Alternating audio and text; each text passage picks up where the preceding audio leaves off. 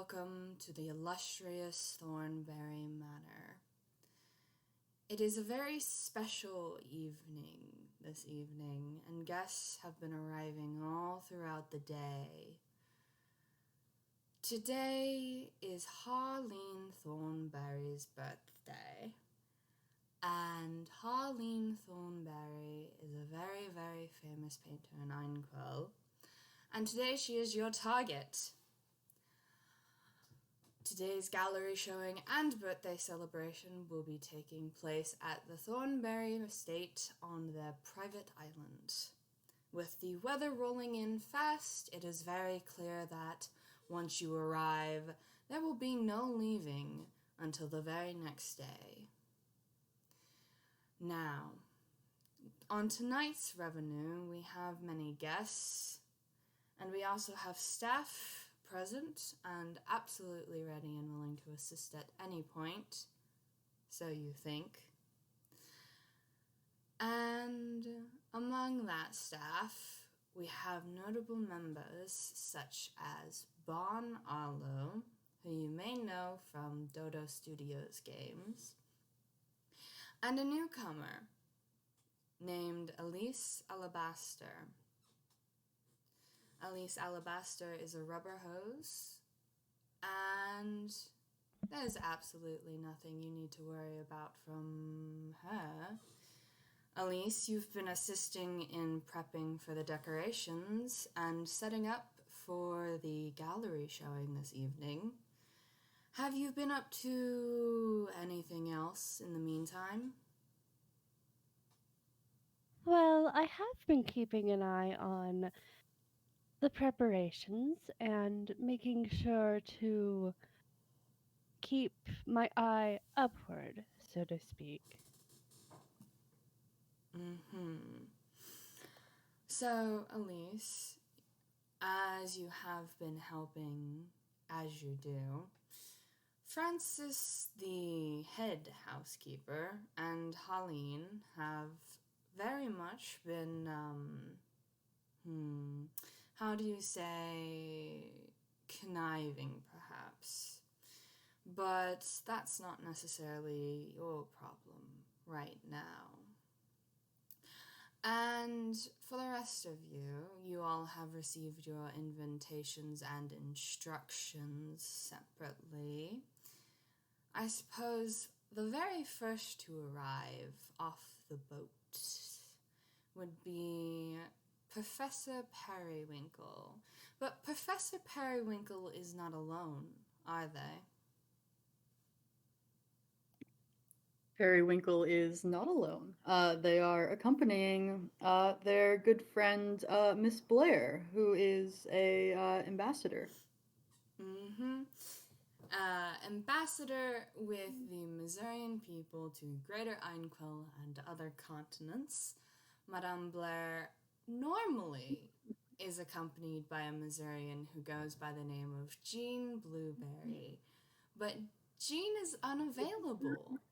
And so Professor Periwinkle took it upon themselves to accompany Madame Blair. Is They that did not indeed. correct? Yes. Yeah. So they are among the very first guests to arrive, and Periwinkle, from the start, it's very clear to you as Madame Blair ensures that you have a nice white owl feather pinned to your vest, that Madame Blair is acquainted already with Harleen.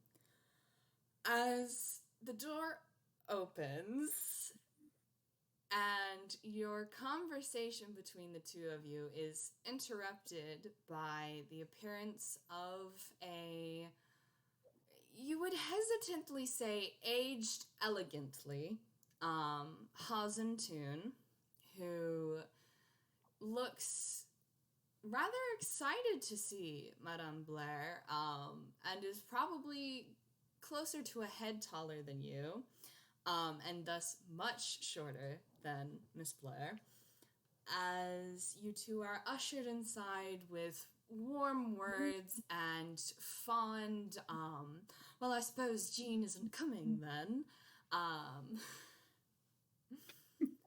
And you are guided into the foyer.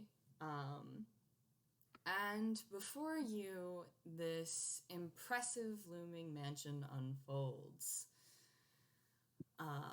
But we'll come back to a description after we see who our second guest is. Much less familiar with the terrain and a newcomer to this sort of event, I'm sure.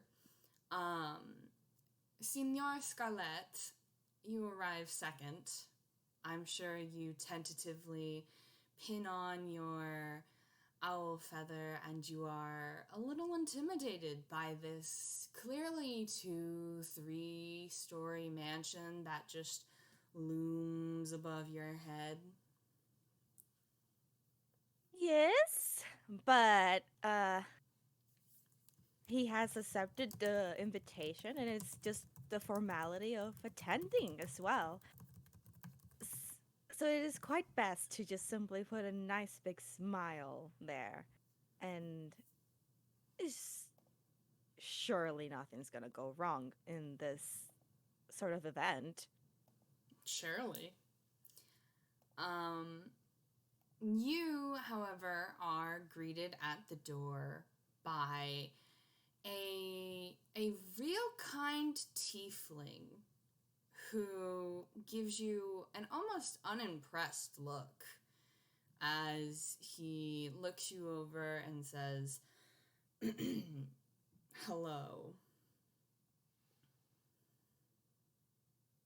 Buenos dias. Hello. Can I have your invitation, please?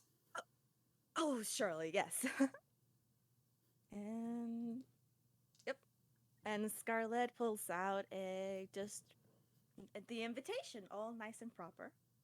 Mm-hmm. And the tiefling takes your invitation and he looks it over with a rather critical eye.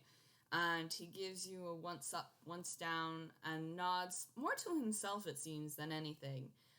And he hands it back, and he opens the door wider, and gives you a grim nod, and simply waves you in. And above your head, you can hear the low rumble of thunder begin as clouds roll in. Muchas gracias, senor. And he gives a polite bow to Tiefling and starts heading in. Amazing. And our very last guest for this evening's festivities arrives fashionably late, one could say, as rain begins to pour, slicking down your trench coat and falling off the brim of your impressive hat, threatening to put out your cigarette. But this is PG-13, so we won't call it that. Nikolai, you are tentatively allowed in the door by what appears to be a housekeeper. She's a rather tall dame who doesn't stand much taller than you, honestly. A rubber hose. Clearly sort of the nervous sort.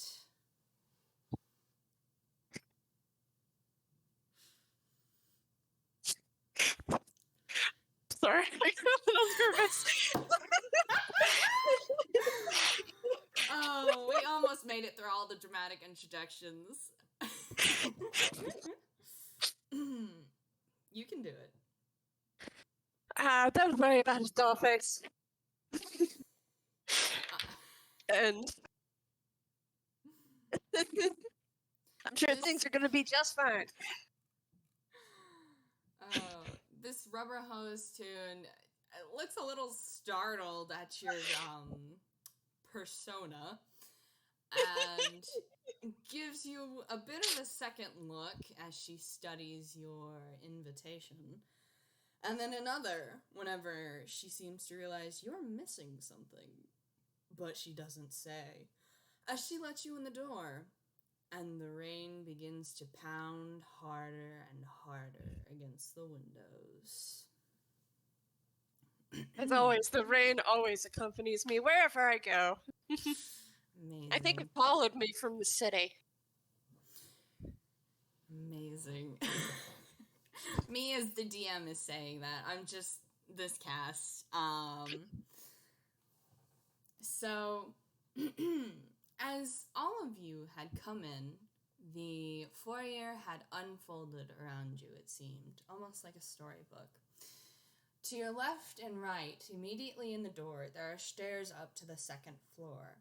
And in front of you is a grand staircase with two sets of stairs that seem to lead up to a grand library from what you can faintly see in the open doorways.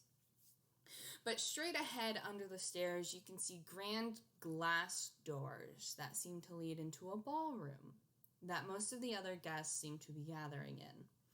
To the left and right of this ballroom are more doors, but they are shut. And next to the stairs are also doors, also shut. However, one is glass, and it seems to be leading into a gallery, much like the others. Or much like you would guess, essentially, I suppose. And you all can hear the house faintly shake from the rumble of the thunder and the lightning and the wind. And while outside seems cold and dreary and perhaps even threatening, the inside seems warm and safe. For now. Do you all presumably gather in the ballroom? And Scarlett would follow with the Periwinkle. crowd. Yeah, Periwinkle is following Miss Blair's lead. So if she goes to the ballroom, Periwinkle will probably go as well. Possibly looking for a seat for her if there's some against the wall or something. Yes, there are several. I suppose you would probably worry they're a bit too small for Miss Blair due to her impressive stature. But tonight she has brought her cane, and thankfully it isn't a wheelchair night. But the weather, it seems, is giving her a bit more stiffness than usual. But she does take a grateful seat whenever you find one, presumably very enthusiastically. Indeed.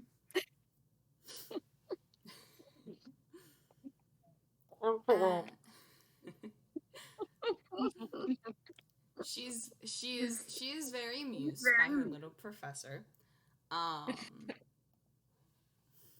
And all of you, of course, notice each other. You also notice the guest of honor and your host, Harleen Thornbury. You notice there is a fairly decently tall Frankenali Toon who is clothed mostly in yellow and carries a saber at her hip. Her very impressive golden headscarf gleams faintly in the chandelier's light. And there's a Frankenali, well, you think they're Frankenali. You aren't quite sure because of the cyan suit they wear, and their dark glass helmet, and their much smaller companion, who is also very cyan, who seems to be speaking rather briskly as a translator for their taller companion's signing. There is also a Frankenali frog prince who is much shorter than the rest, probably comparable to Nikolai's height. conversing very eagerly. Presumably having picked Scarlett to converse with, you have been dragged into conversation. Good luck. No. This Toon speaks very quickly and with a rather croaky tone. And you can see a couple other guests filtering in and out, one of which is a mouse Toon who wears a lovely pink, close to the skin suit. And you think they're a guest, but you aren't sure, because they are a Reelkind Arakakra who seems to be alternating between talking to the staff and talking to Harleen herself. However, as you all are gathered in the ballroom, before your eyes, all of the lights around the room flick on and paint everything in a lovely rosy glow. There is not just guests here, but also what appears to be Harleen's family. Members who are a mix of Frankenolly and Hazen and every sort of art style that could be in between those two, have all sort of clustered around the edges of the room. Even to an untrained eye, you can see their hungry gazes as they look upon Harleen. They don't say anything to any of you. They all seem to prefer to converse with themselves. And as a burst of thunder crashes with lightning, Harleen gives you all a very warm smile and sort of does a curtsy and says, "Hello and welcome, honored guests, to my manor. Tonight is my birthday celebration, but also a gallery showing for so many of you to finally at last see the paintings I have made. I look forward so dearly to all of you partaking in this evening's festivities, and I look even more so forward to each and every one of you getting to see your paintings. For now, I must retire for a short rest, and I will be down soon enough to help you all be able to properly experience the gallery." And without a word after this announcement, Harley and the Arakakra, who begins to help Harley after a point, they leave the ballroom, and you can faintly hear the sound of steps going up the stairs. You are all left more or less unattended. Yee. Miss Blair, Miss Blair, I do not know anything about art. Should I have studied? Oh dear, this is a problem. What should I say? I know nothing about art, Miss Blair. Blair gently puts her hand on your arm, and she gives you a reassuring smile, and they're like, It's quite all right. It's quite all right. It's quite all right. You don't have to know much about art. I'm sure many of the guests don't know as well. I'm sure you could dazzle some of them with talk of your work, though. Get them very interested in what you do over at the Isles. Miss Blair, you do know that like half of that is classified, yes? Of course, but I know for a fact there must be something that you can share at dinner parties. I will try to think of something. she gives you another gentle pat and waves across the room to Francis, who tentatively waves back and scurries on her way out of the room. Periwinkle has their their head scrunched up in their paw, and they look very, very, very deep in thought. So this is the part of game. This is the part of the game where you guys can either sneak off or engage in small talk. Good luck. Okay, so first off, I want to roll perception. Amazing. Oh, boy. Roll perception. Because I want to see. You want to see. Yep, that's what perception's see. for. Yes, 8. Oh, Mike. Well, according to your keen private eye, you're in a ballroom. You think you're in a ballroom, at least. Oh my god. Pretty sure this is a ballroom. I don't think I've, pretty sure. I don't think I've been in one recently. Just been at my doing bartender things. Are you narrating to yourself? Yes. Alright, everyone, so there's a weirdo standing in the corner who's very short in a trench coat who's talking to themselves.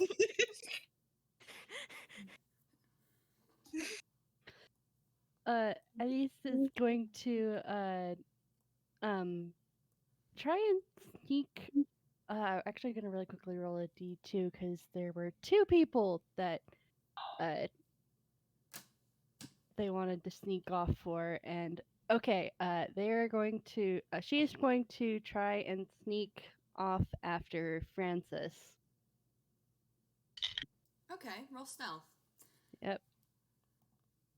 That is a 14. Okay. You just beat Francis's passive. So you decide to follow Francis. Francis, before your eyes, takes the left-hand set of doors by the lounge out of the ballroom, and she appears to be heading towards the kitchen. Okay. She's gonna follow, cause hee-hoo. Hee-hoo. Yoo-hoo? So you decide to follow Francis, and Francis heads into the kitchen where you can hear the clattering of things being cooked, the loud, impressive singing / squawking of a bird, and the familiar sounds of Magenta cooking.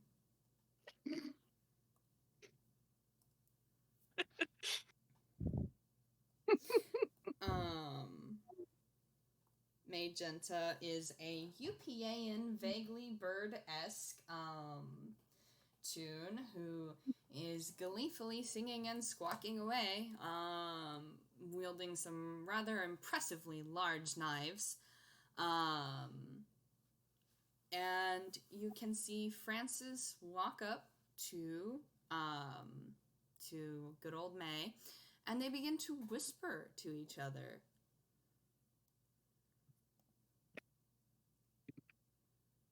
Roll me another stealth because you're in a new area. Oh, dang it. Okay. Oh. That was a 3. I was gonna say, I was being very nice not having Francis roll perception. So as you attempt to sneak in after good old Francie, the door swings shut behind you with a very loud bang. And both of them promptly turn around to look at you.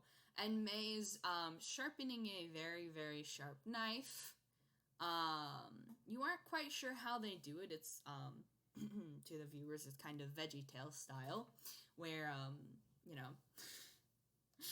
it's floating in the air, which somehow I suppose could make it even more threatening. So Francis gives you for a moment a very angry look, and she fervently takes a couple steps forward and points her finger at you and says, "Now you don't cause trouble tonight, Elise."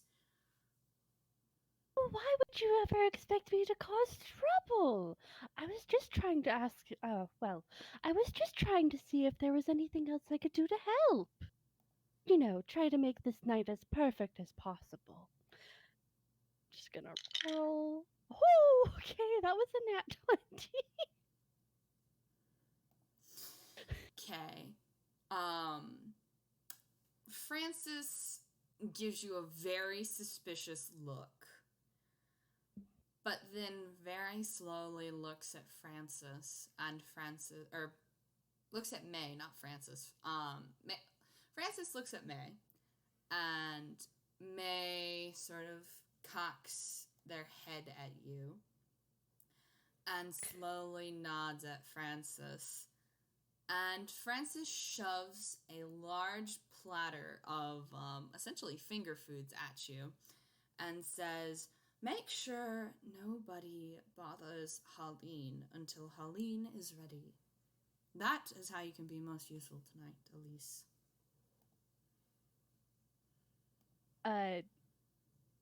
Elise plasters on a very, very wide smile, her eyes kind of closing shut, and she's just like, "Lovely. I will make sure that Mix Harleen is not disturbed." And just for the viewers, how is Elise feeling under that? Underneath that, kind of like there's like, you know how like sometimes like in TV shows there will be like the like focus point of like their mask basically, and then to the side there's the kind of see-through internal thoughts with the face. Oh, she is so angry. So you are sent scurrying back to the ballroom, essentially. Scarlett, how are you doing, Scarlett? You are in a new, bright and shiny place. Lots of people who want to socialize with you because they know your work and they are so interested in what you do. And lots of people want to talk to you. And there is no escape, buddy. There is no escape. He cannot. Scarlett is trying so very hard to try and answer everybody and, try keep up with the very nice little outgoing persona he got going on right now.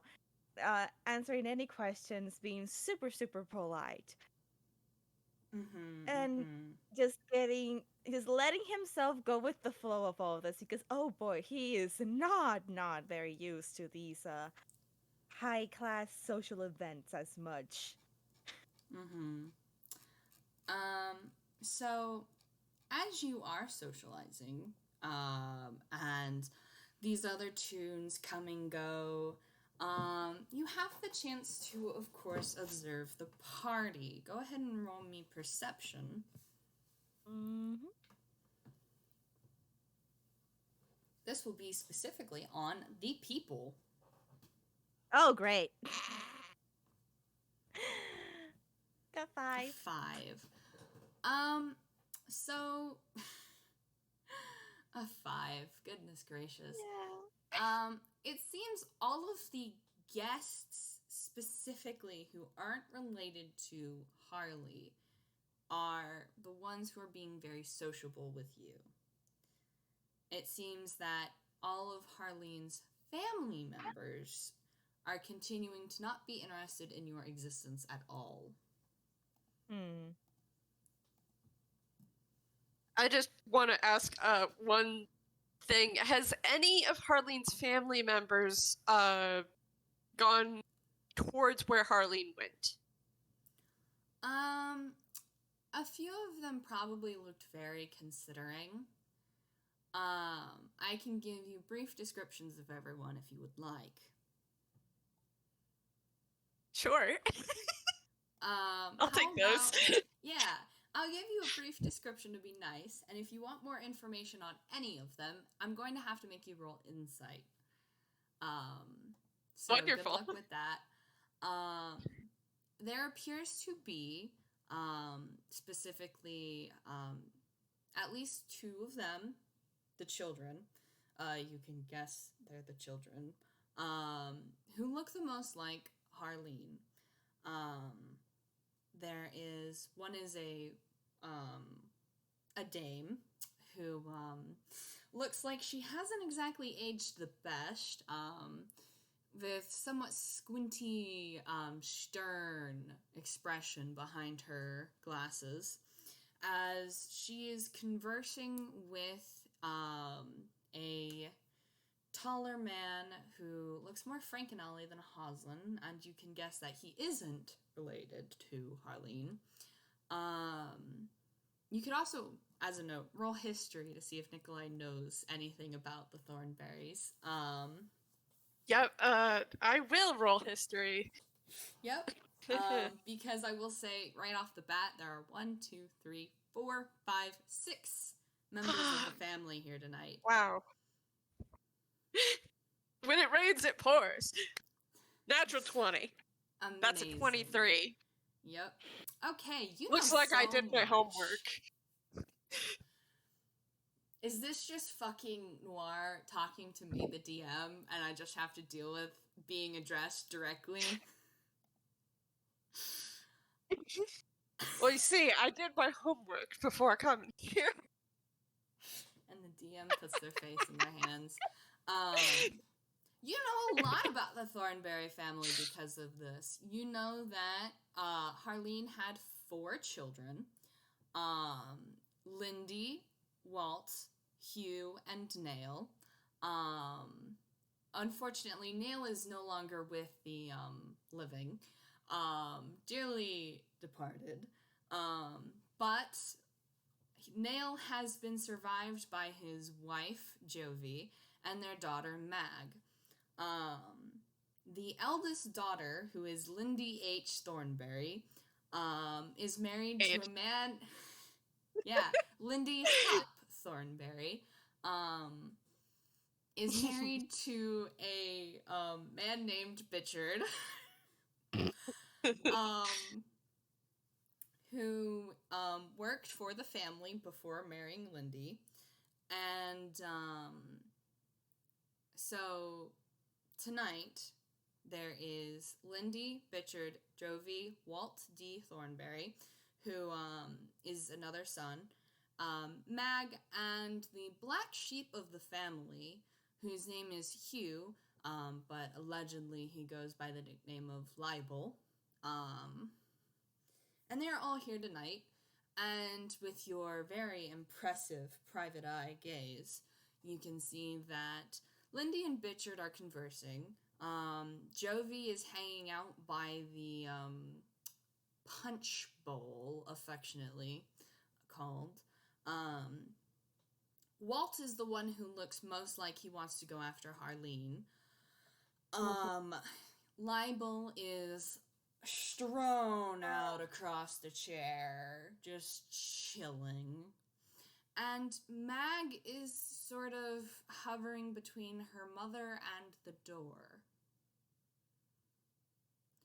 And all of them, to your keen private eye, you can tell that all of them use either she, her, or he, him pronouns, except for Mag. But because of your insight into the fourth wall, you also know that that's a secret. So perhaps maybe don't out the teenager. And, you know, there's your cast of the Thornberries, all looking very sus. honestly. Oh boy. Hold will on. note- I'm writing notes. I need to write all of this down. Yep. Yep. This is all very important. I will write down a list of everyone's names just for you. I will note that out of everybody, the one who seems to be looking most at the guests is Mag.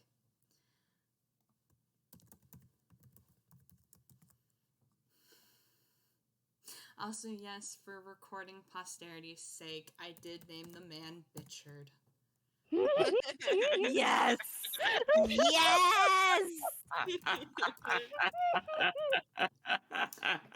And I kept Walt's name the same and I just gave him the D initial because I was like, haha, Walt Disney. Amazing. We love to see it. Bless. Audie, you're a delight. Yes. Yes. I was like, okay, how can I do this? How can I just Spice up the evening. If I were playing any other character, I would scoop up and adopt Mag very quickly. Mood. There you go. I also have given you the deets on who is married to who and who's the widow, so you have that as a note. Okay, thank you. Yup. Mm-hmm. I will note also, because you rolled so well on history, Harleen did have a spouse. The spouse died about 15 years ago, loosely. That's not super relevant, I will be honest. It's just a flavor detail. See, so Walt looks like he wants to go most wants to go after Harleen. Mm-hmm. But Mag also looks the most like they want to leave. Leave the party. Yes, specifically leave where the family has clustered at least. Mm-hmm. Now, we're going to leave you to think on that, and you can make your decision on what you're going to do, whether it is attempt to leave or socialize or snoop. And we're going to return to Periwinkle. Yep. Hello, Periwinkle. Have you chosen a victim to attempt small talk with, or are you still hanging around Blair? They're still hanging around Blair, but I think they've asked, Miss Blair, do you see anyone you would like me to bring here so you can talk with them, or anyone you would like to talk to? That's actually a really good question. I'm going to have Blair roll something. Let me find their sheet. Here it is.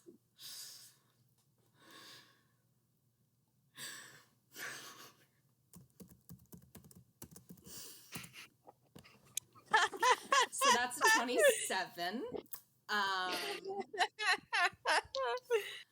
Blair kind of pulls their cane up onto their lap and kind of threads their fingers together and looks around the room. And they hem and they haw for a second and they go, "Oh, dear Professor, could you do me a favor and fetch Hal for me? Hal is the, and Blair reaches a delicate hand out and points across the way to the other side of the room, whom is standing in the corner, kind of seeming to glare at everyone, a Reelkind tiefling.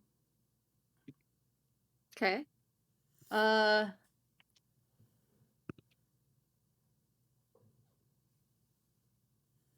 think it takes Periwinkle a minute. It takes Periwinkle a minute. Periwinkle is very short. This room is very crowded. Yep. Blair kind of helps by raising a hand and sort of delicately waving it and saying, Hal, dear, can you come here? And you can see the tiefling kind of straighten up and kind of like look very unimpressed as he begins to walk over. It's far enough that you could meet him halfway. Periwinkle's, I will go meet him and bring him here so he doesn't get lost. You stay right here. I will be back. Mm-hmm. And Periwinkle totters off towards Hal. Amazing. But on your way, you pass Scarlett, who is probably still being swamped by admirers. And Elise, who probably steps through the doors and plasters on a smile. Mm-hmm. And you reach Hal as Hal kind of stops and looks down at you, towering. Oh, hello. How was it? I'm just here to walk you over. Miss Blair wanted to talk with you. Hello. Hi. Periwinkle, you notice that tucked behind Hal's right ear are a pair of soft pink owl feathers. Uh, Periwinkle's smile gets wider and brighter, and there's just like, oh, it is very good to meet you. Oh, I am Professor Periwinkle. I am Madame Blair's last one for the evening. You might have been expecting my associate. The instructor Jean Blueberry, but he was indisposed, so I came in his stead. It is a very, very, very great pleasure to make your acquaintance. And Periwinkle holds up a paw. To your slight surprise, Hal slowly softens and gives you a slight, quick smile, and he reaches down and he shakes your hand, and you can faintly smell what appears to be sulfur. Um, just but Periwinkle, when Periwinkle takes Hal's hand to shake it, they do not shake it up and down. They just kind of wiggle it side to side. I'm gonna have Periwinkle roll, or not. I'm gonna have Hal roll a thing. I would like everyone to say bless Hal's heart. Yep. Bless Hal's heart. He's a little confused. He's a little confused, but he has met Jean before. And while Jean has probably successfully managed to imitate the odd Einquellian ways, he doesn't say anything because sometimes Missourians are just like that, and he knows better. But he lets go of your hand after a minute and mutters something under his breath in Infernal. What? Something along the lines of all the people to bring to the party. And he begins to lead the way over to Blair. Periwinkle blinks briefly, and they break out into somehow an even. Their mouth isn't very big, but their smile just keeps getting wider. There's a little, the little flash of tiny white teeth. As Periwinkle like half runs after Hal. They're very delighted. They like this guy. Amazing.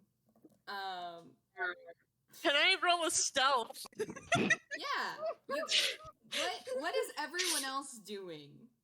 Go ahead and roll your stealth and explain to me where you're stealthing or what you're stealthing about. And Scarlett, are you going to attempt to extricate yourself?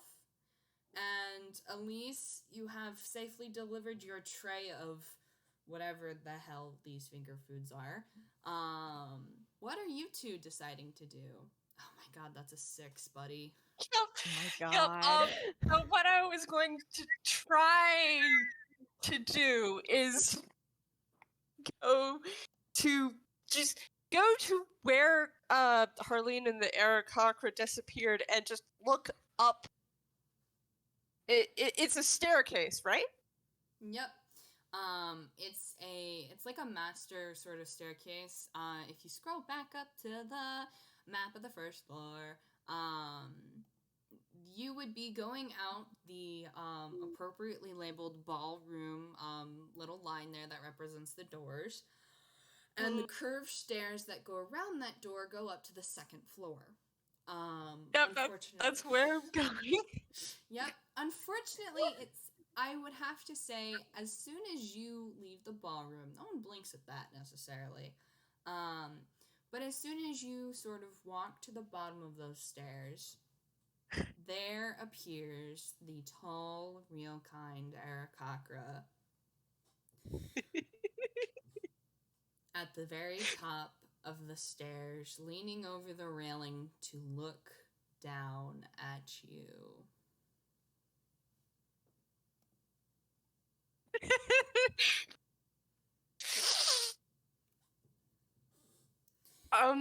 Hi.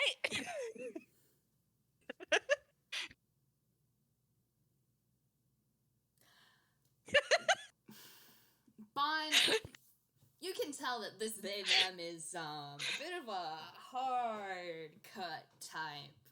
No nonsense at times. But That's my kind of person. You can see them like pause as you like presumably awkwardly like do the whole attempt at, I'm not doing anything I'm not supposed to be, and you're very awkward hi. And you can kind of watch them mentally attempt to recalculate as they just like originally they seemed a little intimidating just staring down at you, and then you sort of watch their like face kind of just drop into like a what the fuck, and they like shake their head at you, and they begin to go down the left hand for you but right hand for them set of stairs, and they straighten out their magenta shirt, which matches the wallpaper, oddly enough. And they kind of brush their hands down it and straighten it out, and they're like, "Can I help you?"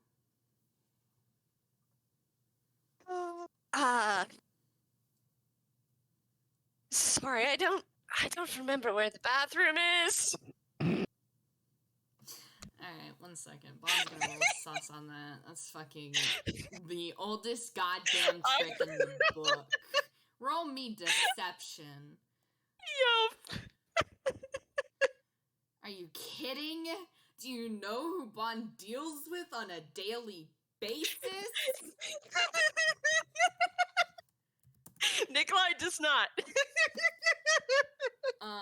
So Nikolai rolled a 15. Bond rolled a dirty 20. They Mm-hmm. And Nikolai mutters under his breath, just, damn, I think I... Explorer. What? I caught damn and then something explorer. I have to find a different way to explore. Amazing. Bond just shakes their head at you and they're like, "Do you really think I'm that stupid?" Nikolai pauses and the hat tilts upwards along with the smoldering candy cigarette, because it's totally candy, guys. Totally. And Nikolai says, well, I don't know you. Great, another wise guy. Oh, I am a member of the Midnight Crew. I'm gonna have Bond roll history. 2 minutes into their grand debut, and they're already having another crisis. Yeah, they have, in that one, they have no fucking idea who the Midnight Crew is. It does get them to stop and give you a more considering look, and they're like, are we going to expect trouble from the Midnight Crew? Not if trouble is what you're looking for.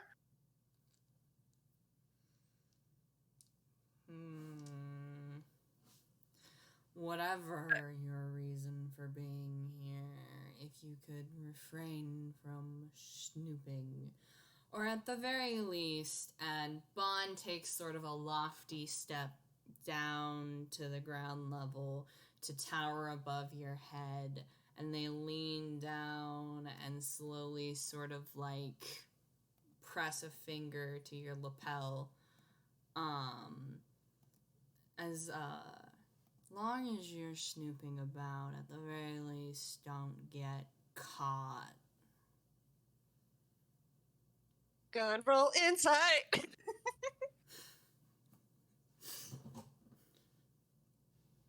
See, okay.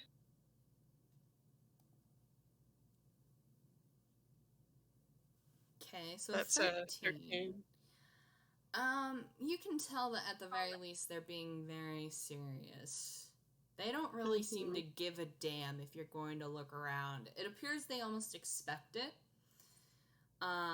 But they are also very clear of if you're going to snoop around, you're gonna have to roll a fucking above a 19 to snoop around without them seeing.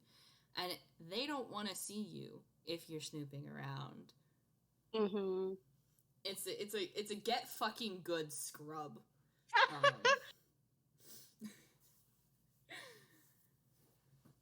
Nikolai is going to kind of sputter a little bit, and I sputtered a little bit as I reached up and lifted up my hat. Cheers. And I just slowly walk back into the ballroom. Again, are they narrating this? Yes, out loud. If Nikolai were to look behind them, he would notice that Bond kind of pinches the bridge of their beak and just shakes their head.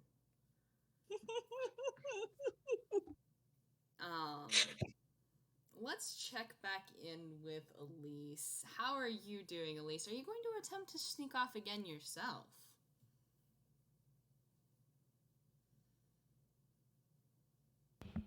Sorry, I just realized I accidentally muted the wrong thing. Amazing. Okay. Actually, I don't think Elise is going to try and sneak off, considering Bon is where they want to sneak off next, and instead, I'm going to ask, is there anything particularly shiny that catches Elise's eye?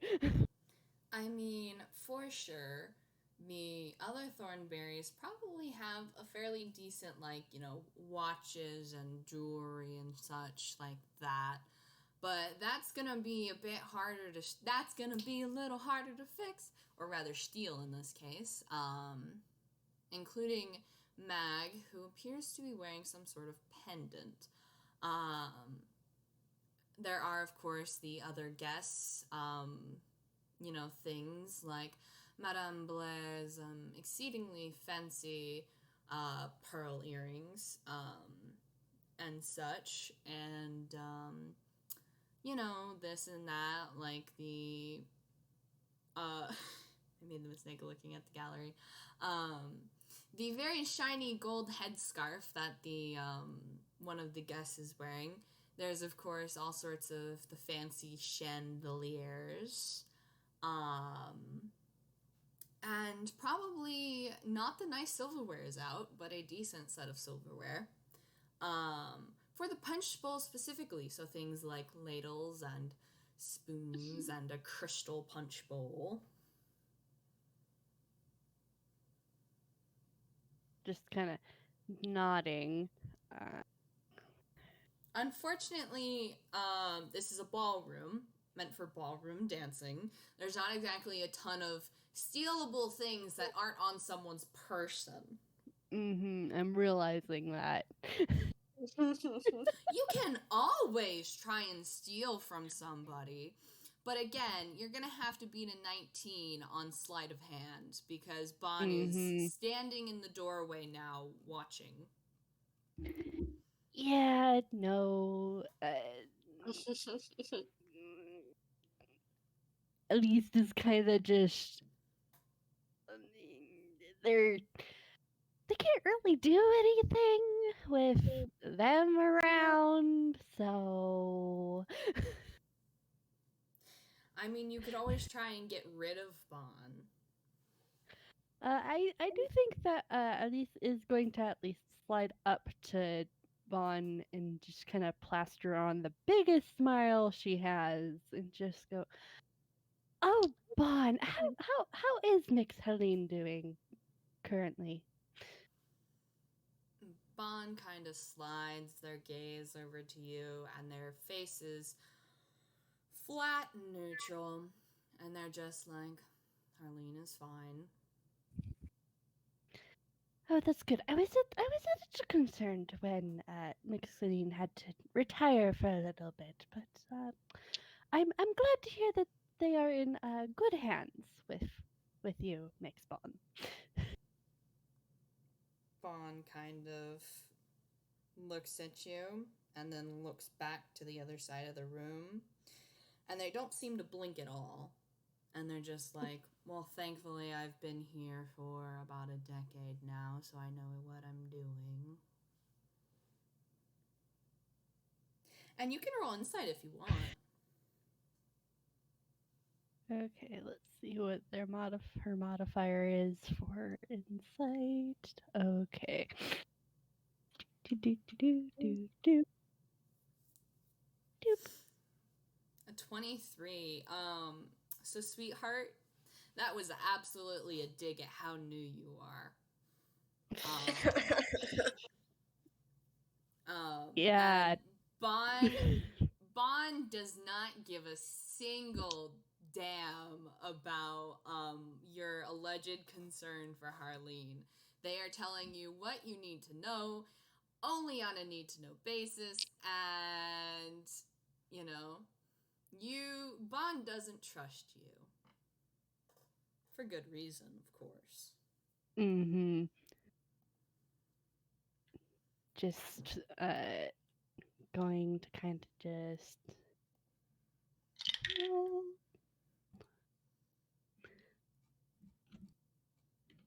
that was 14 plus her smile does not drop at all upon this realization, and she just kind of tilts her head and nods, and she's going to wander back out into the ballroom to see if anybody else needs her assistance. Scarlett, our beloved. No one has rescued poor Scarlett. However, because you have hung around so long with these other poor, unaware guests, you yourself are getting a source of information. Because here's the thing. They all love to chatter, and thus they all love to gossip. Oh, okay. And you guys are all clearly new to this situation. As you are standing there listening, you very quickly begin to pick up a theme. All of these tunes were asked by Harleen to sit for a painting. None of them know why. They are all generally, to their professions, somewhat small newcomers who have hometown sort of support. But none of them know why Harleen picked them. And as you begin to look at them a little closer, you notice all of them have black and white feathers, owl feathers, in their lapels. Much like yours, honestly, which is interesting, isn't it? And and you have the knowledge of the tall, well, relatively tall Cyan Toon with their translator. Well, the translator seems to speak very Grolix-filled. It's also very clearly translating someone who is eloquent. All of them seem to be rather eloquent, informed, well-connected individuals for their area. And all of them have picked up on the fact that they are here for a reason. They don't know what reason. They are all very curious about why Harleen had to leave. And specifically, they're all very curious about the Reelkind in the room. Can you go ahead and roll me either intelligence or insight? Sure.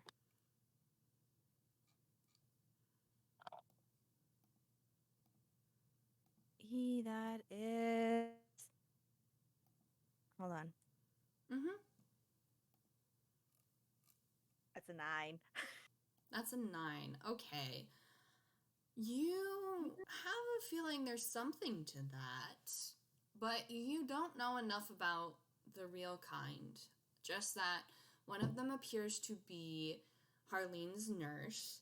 One of them is the tiefling who took your invitation at the door and is now conversing with the other Reelkind in the room, who seems to be a very, very tall elf, who is held in the company of a very, very small purple Toon bear.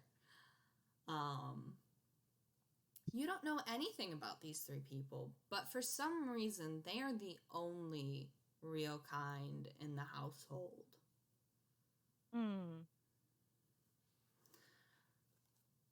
Now, if you want, you can try and extricate yourself from this group, making your excuses, and you can go and try and explore on your own.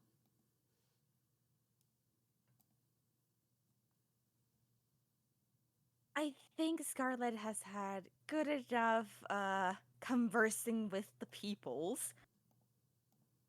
I think he would like to just try and see with other people instead, because, oh boy.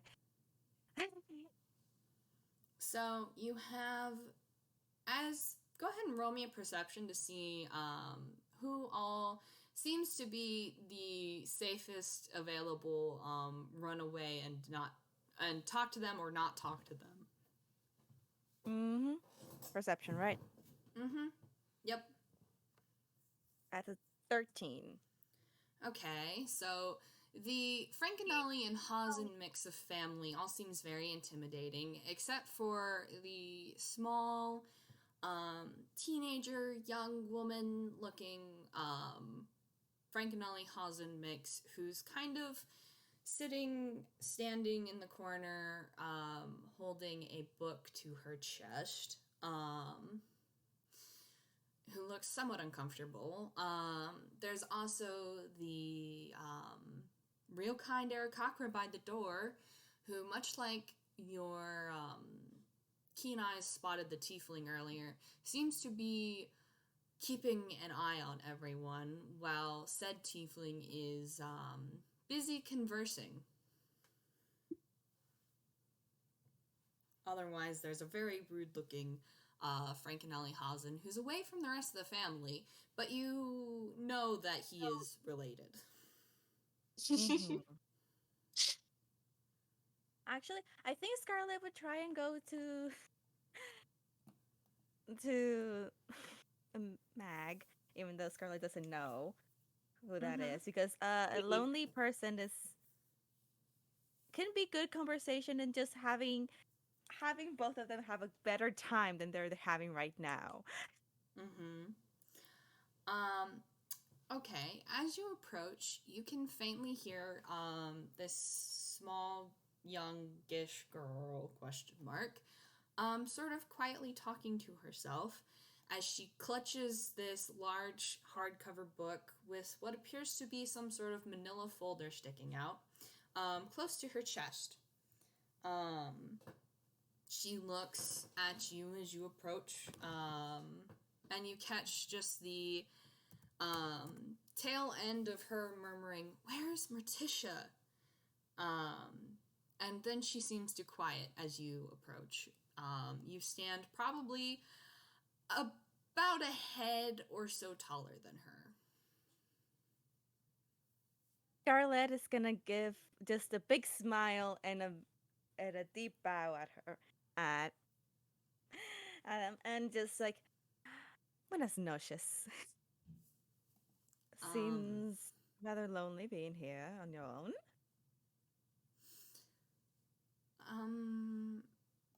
Hello. Yeah, it's my grandparents' party.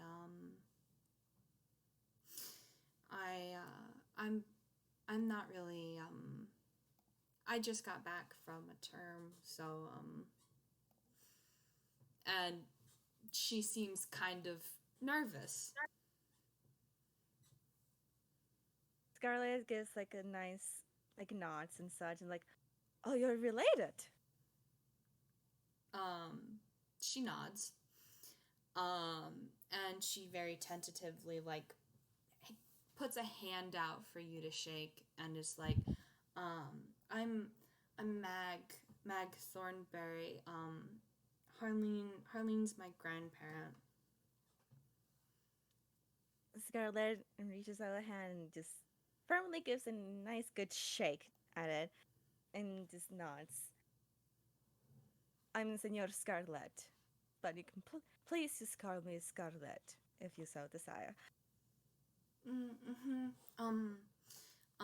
It's nice to meet you.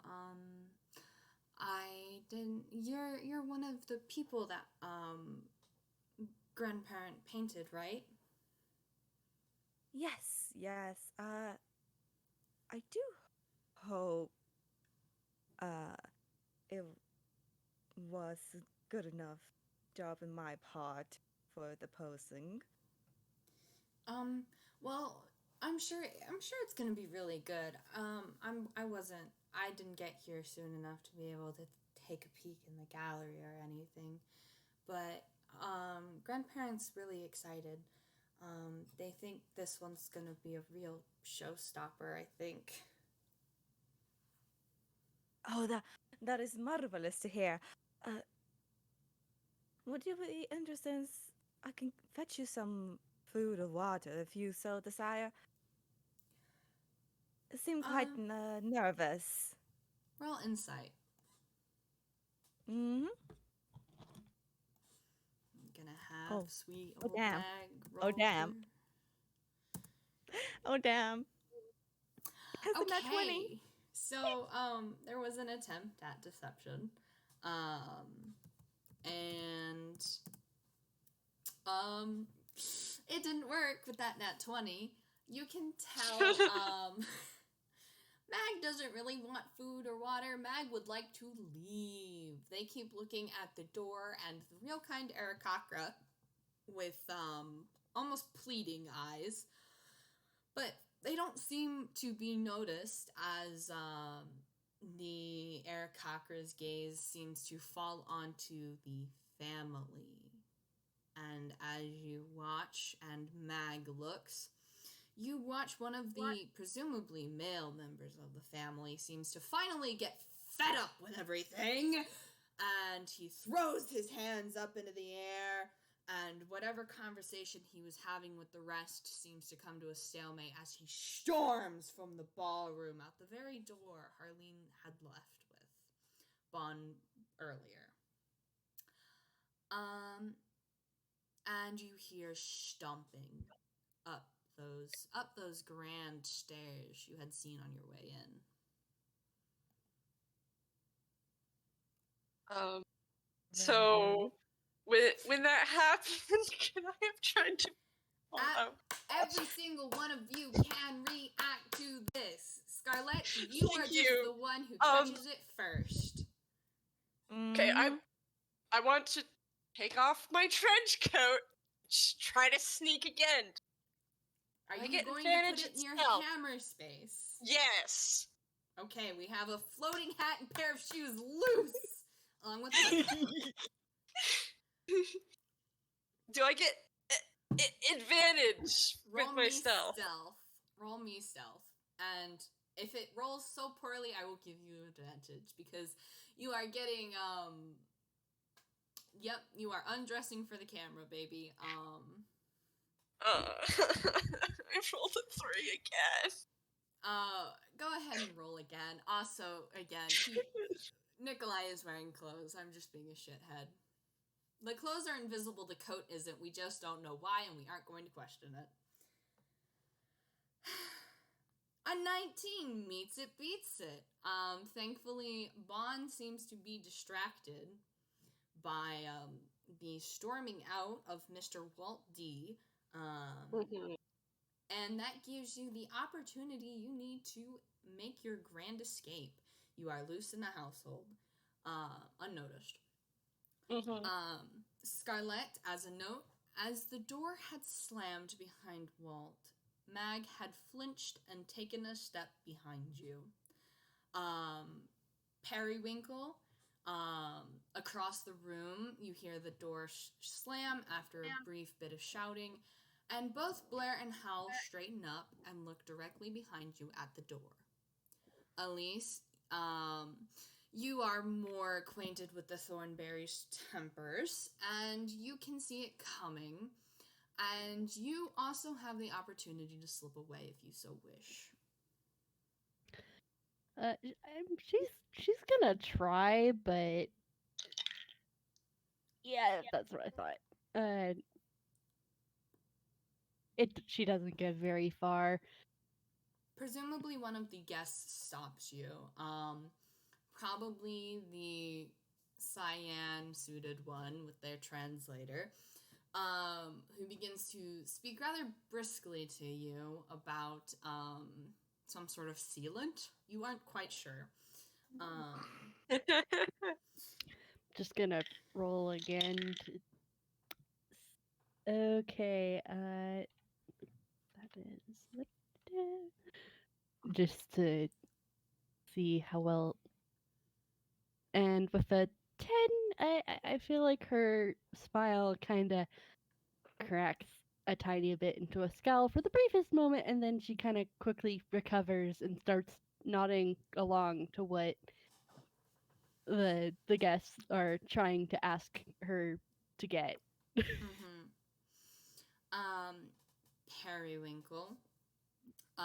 You watch the ever calm and well put together facade that Blair has slip for a moment into genuine fear and worry. Hal seems to scowl ever harder, and he says a few rather unpolite words in Infernal, and looks like he's about to take off after Walt, whenever Blair puts a hand on his arm and stops him. Is everything all right? Is there something I can help with? Blair gives you a soft attempt at a smile, and she says, "It appears that the rest of the Thornberrys have finally had quite enough of waiting for Harleen to make her decision, and Walt is going to become very acquainted with Harleen's decision."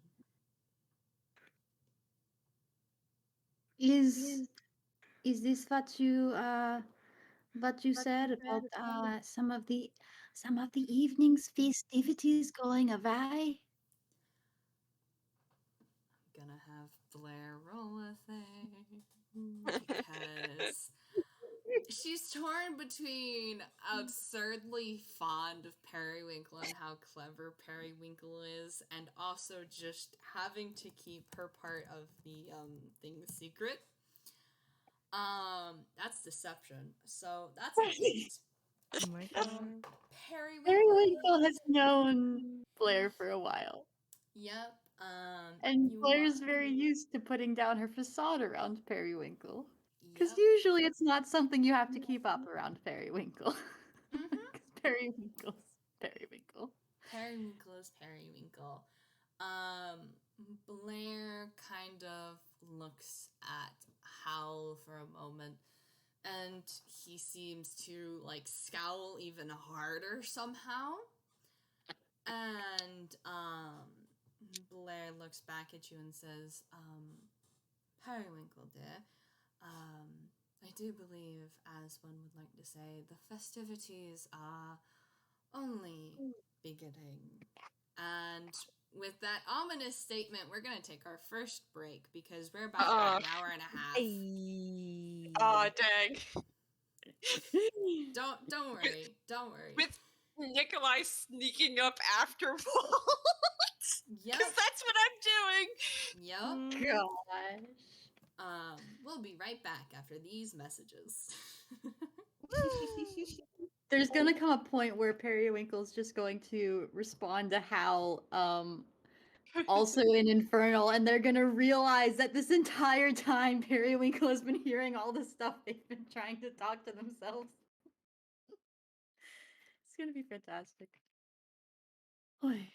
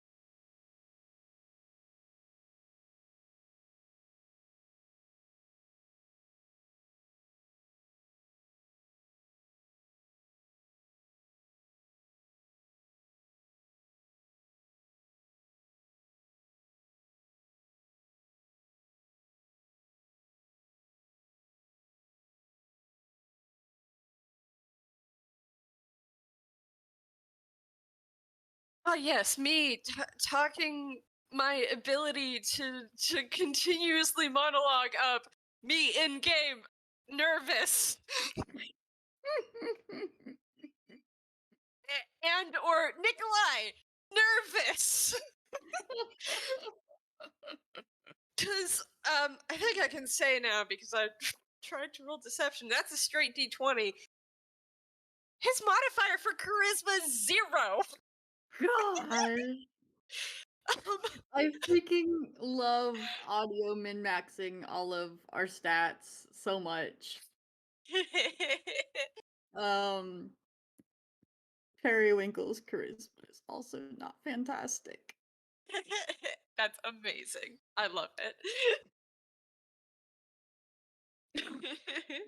But also Periwinkle's just Periwinkle, so I'm pretty sure they don't even need to roll charisma half the time because they are just Periwinkle.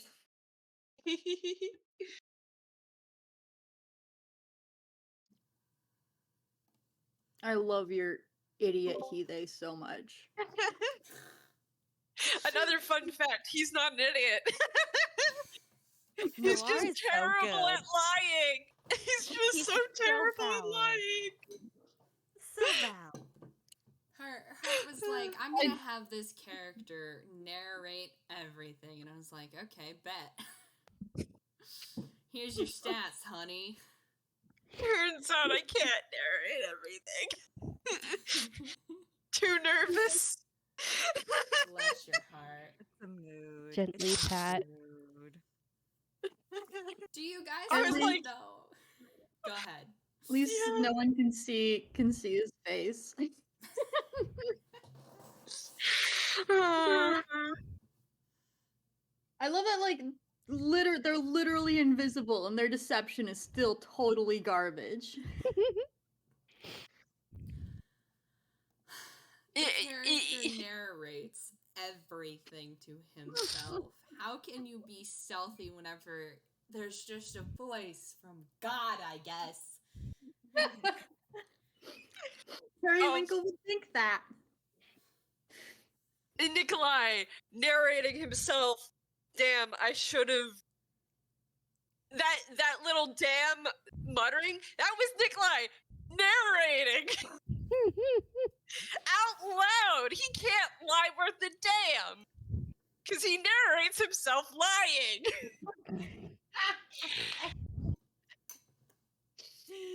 No, they said, like a liar. No, like a liar. No, I said like a liar. I'm looking for the bathroom, I said, like a liar.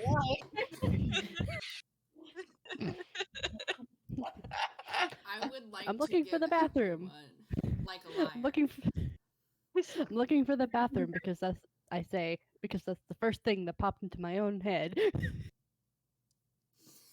And I'm yes, looking for I the did- bathroom, I say. Oldest trick in the book. I did min-max you guys a bit. I also figured it would help balance everyone out if everyone had one thing they were shitty at and one thing they were good at. Yeah. Delightful. Holds up Nikolai's wisdom. God, you're passing -1. 9.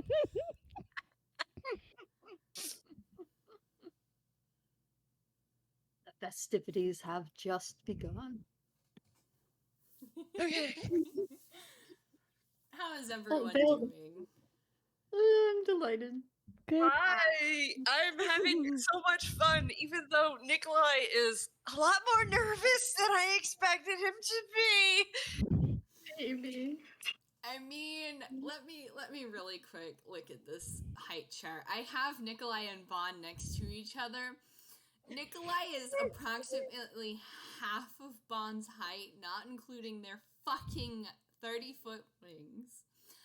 And they stared Nikolai down, like, above Nikolai, like a goddamn bird on a branch ready to eat him. And then they called their bluff out and was essentially like, none of that. Half of the conversation took place when Bon was even higher up than normal. And then they got down to Nikolai's level and just like, quiet down, little man. Literally.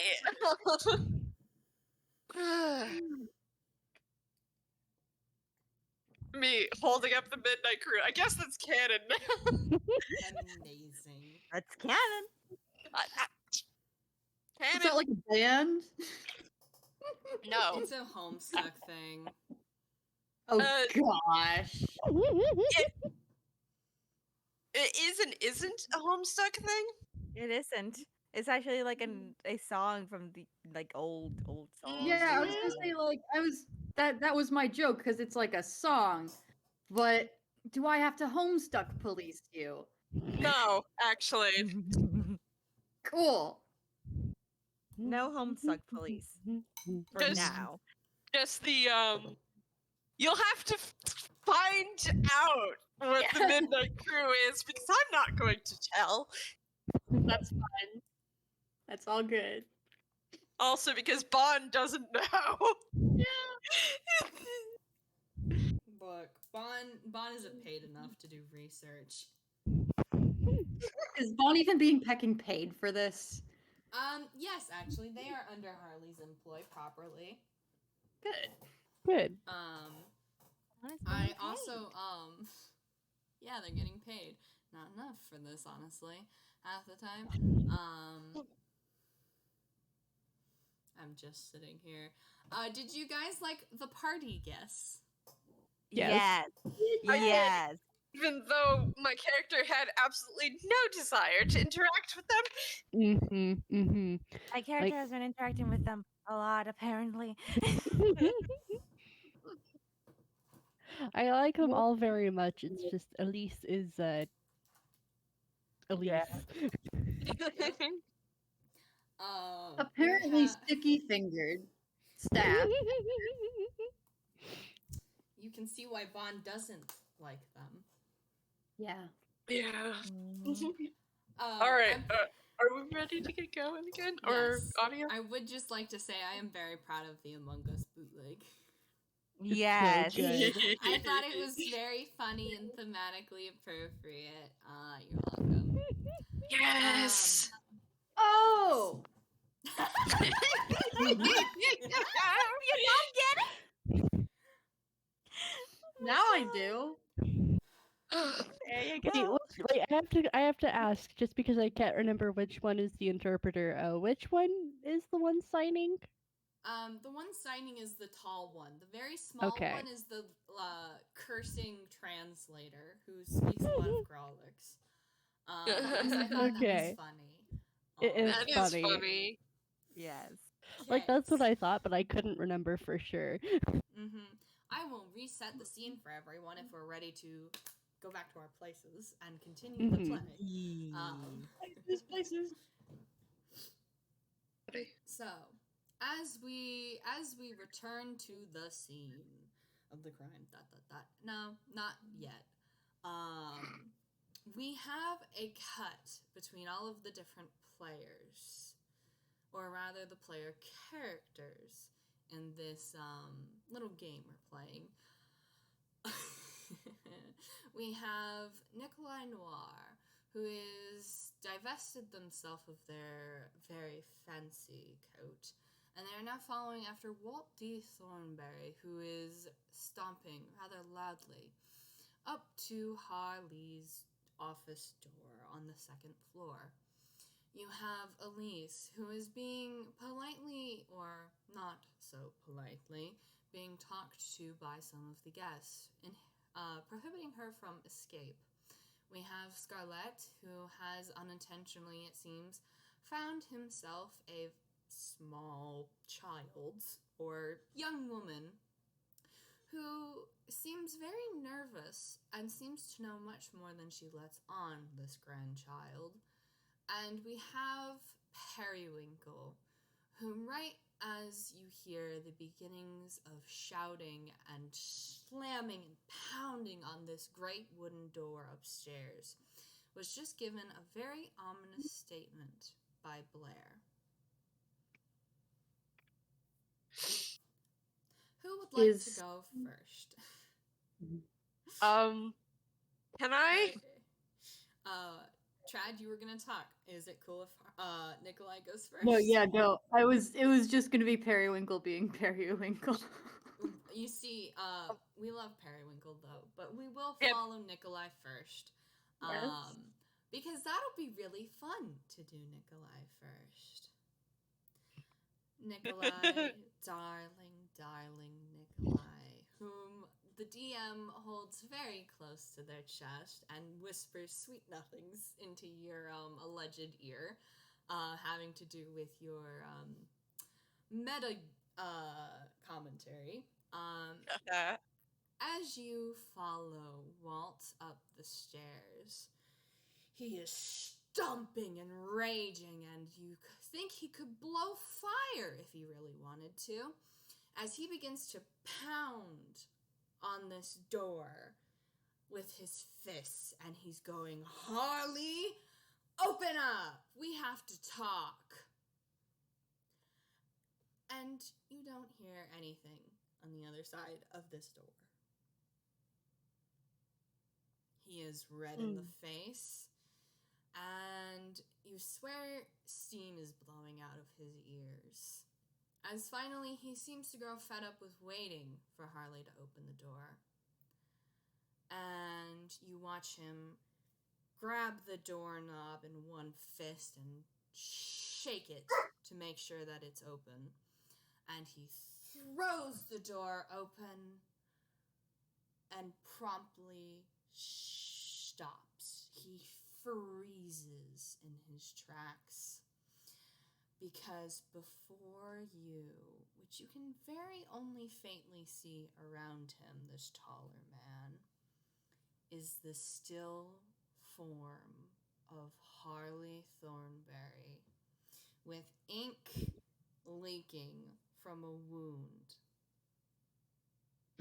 And they are still. And Walt opens his mouth and begins to scream. And it cuts away. Can I say one thing? Yes, go for it. Say your cool thing before we cut away. Damn it. I just cut it out.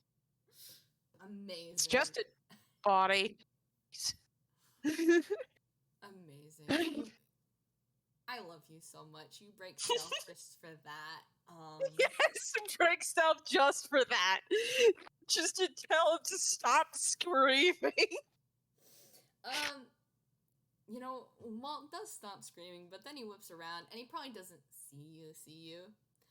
Mm-hmm. And the poor man is gonna have a fucking heart attack, I swear. Can I roll stealth again to use my bonus action to hide? As he whips around. Go for it, man. Oh man, that's an 8. God bless your soul. We're gonna finally cut away to everyone else, let everyone else have their bit. You just get to stand there with Walt freaking out and the allegedly dead form, the definitely dead form of Harley and Thornbury strewn across their own posing chaises or whatever, the fancy fainting couch. And you can't see enough to know exactly where that wound is from, but you can guess it's pretty not amazing. With the amount of ink, it's probably a major artery. Well, you'll just have to find out, won't you? Everyone. You hear the pounding and the shouting, and then you hear the door slam. And all of the guests have, frozen. They have no idea how to handle this situation of, a confrontation at our good party. And then you guys hear the yelling. As you hear the screaming first. And it's a horrified man's scream. And then you hear it stop for a moment, and then you hear the shouting and the pounding as footsteps come back from where they had come from.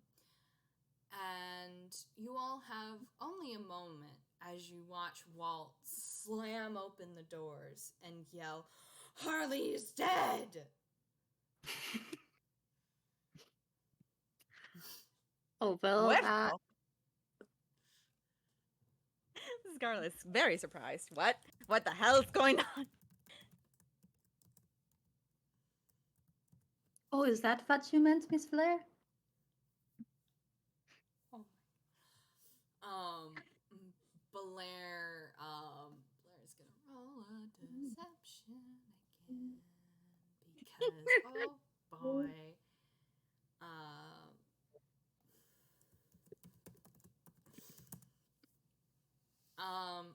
Blair seems to be absolutely in shock. Oh no. But you can see her like gaze slide over to you and give you like the slightest wink, you think. And she is playing she's playing rather convincing the part of someone who's very shocked. Should I also be shocked, Miss Blair? Hal kind of puts his face in his hands. Oh no!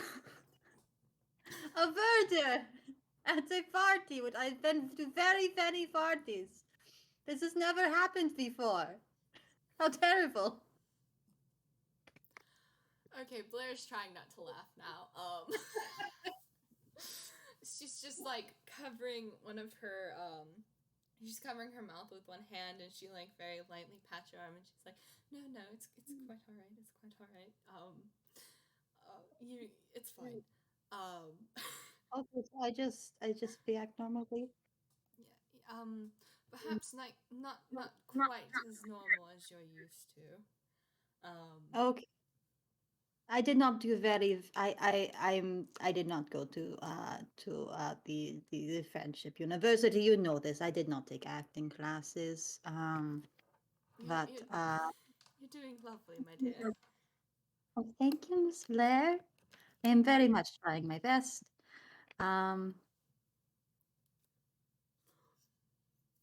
Yes. Is yes.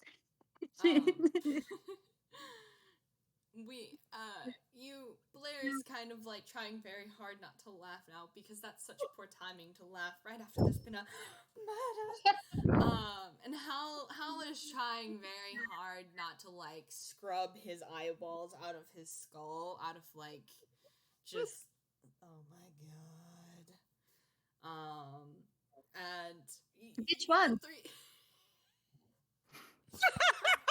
You know what? He probably says that in Infernal, so he just like freezes. And you know, you guys can have a lovely conversation about that. As Periwinkle starts listing off deities. amazing. As Scarlett, Mag next to you goes so very, very pale as Walt crashes in. And they're clutching their book close to their chest, even tighter than before. You can see like their knuckles go tunishly white. Mm-hmm. Scarlett is trying to kind of be a barrier between Meg and what was going on there. And just kind of, yeah. Yeah, go ahead. No, you go ahead. No, I was just flavoring. Yes. He is playing the part of this is somebody I need to protect. Basically. And he kind of just yeah. Okay. As you seem to be trying to essentially tuck Mag away from the commotion, one of the members of the family, a woman, tall and kind of spindly, with almost corn starchy hair. It's not super appealing. It kind of is like hay colored, honestly. She seems to realize that Mag is not where she left Mag, and looks around and sees you with Mag, and begins to walk over her rather gaudy heels, kind of clicking and clacking against the ballroom floor. And Mag, for her part, seems to kind of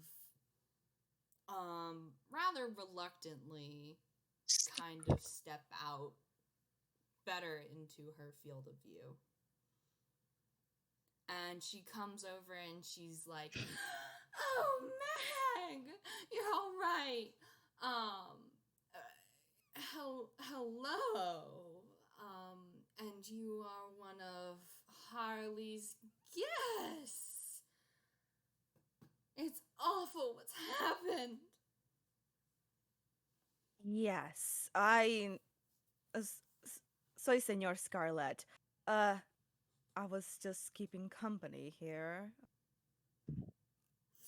and "Oh, thank you so much, my little Maggie Waggy." And she leans over and pinches Mag's cheek and begins to sort of squish it like those ants do that you just hate. And Mag seems to not necessarily like it, but fake enough neutrality that what appears to be her mother doesn't notice. And she puts a hand on Mag's shoulder.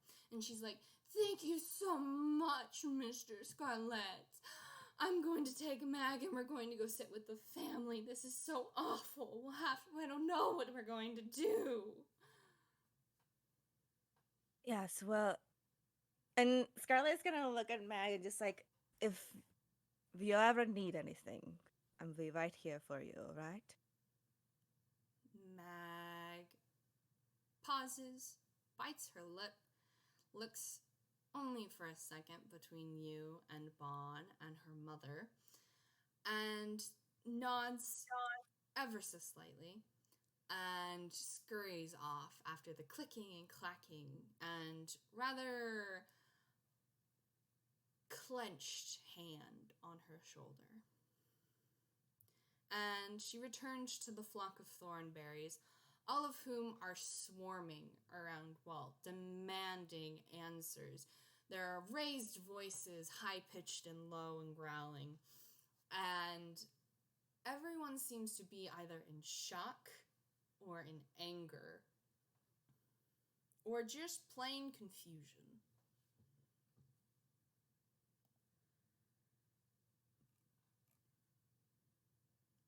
Scarlett is going to try and be like kind of in the ed, not really in it, but just like kind of like near enough to kind of listen in, because just he's kind of concerned for Meg. Just trying. Yeah, you can go ahead and listen in. It seems like they're all interrogating Walt, asking about Harleen, and he seems to be torn between shock and just confusion. And he's explaining that he went to go confront them, but when he opened the door, he found them laying across their couch, just ink everywhere. And as you listen in, they seem to all be coming to some sort of consensus having to do with having someone check the body. And Elise, all of the guests around you have finally left you alone. They seem to sort of be moving off to the side and conversing between themselves, trying to figure out what to do now. The weather is too harsh to leave. None of them necessarily have any sort of expertise in anything like this. And then you notice that someone who you had seen arrive earlier than everyone else, slip into the ballroom next to Bon. It is someone you know because they've been out to the estate a few times. Their family has close relations with the Thornbury family, and she is a Warner Toon named Martissa Screech. And she carries in her arms a manila folder. And she looks very, very confused.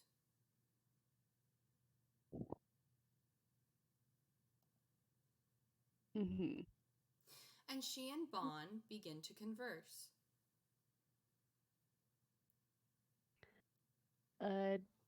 Gonna try stealth again to see if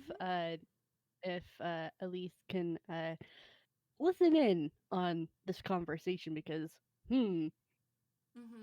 As a Elise is kind of concerned of is she gonna get her paycheck with the fact that her employer has been murdered, and wouldn't B, you like to know? the the the person that was with her employer is currently talking to somebody. Well, you know Morticia Screech, and you know Bon. Both of Mm-hmm. them work for Harley, and they've worked for Harley much longer than you have. Mm-hmm. So that'll be interesting. Well, that was a nat 1. So that was a 0. Good God, my dear. Okay, none of these stealth. Next thing we know, Periwinkle's gonna be the one rolling best on stealth, and it's a goddamn teddy bear Toon. So yeah, just gonna there. Amazing. You get a big fat goose egg. You begin to walk over, and Bond's gaze snaps onto you and pins you with a single look. And they slowly raise a single talon, like they're telling you to give them a moment. And then they look down at their companion, Morticia, who looks exceedingly nervous and confused and is gesturing vaguely and is holding this folder that seems very important. And Bon gently puts a hand on Morticia's shoulder, and Morticia nods to whatever Bon says and scurries right back out the ballroom. And then Bon looks at you, and they lower their talon, and they give you an expectant look. At least just gonna try and okay, that was 7 plus 7, so that is a 14. She's composed enough, I think. She's got a very concerned look on her face, but it's not. She's appropriately worried, I'll just say. Mm-hmm. And she approaches Bon and is kind of wringing her fingers and stuff, and just makes Bon. Oh, what happened? What? Just was Mix Harleen? They were all right when you last saw them, yes? How could this have happened? Bon slowly. They look at you and they're gonna roll insight. And then they're going to roll something else. 26, yeah. 26. So they know you, at least some of your concern is genuine, but also That it's more monetary instead of actual concern for Harlene's well-being. And Bon is going to roll something else, and it's going to be at advantage because you two don't know each other very well. Yeah, a 15. They look at you and they say, Harley was perfectly fine when I last saw them.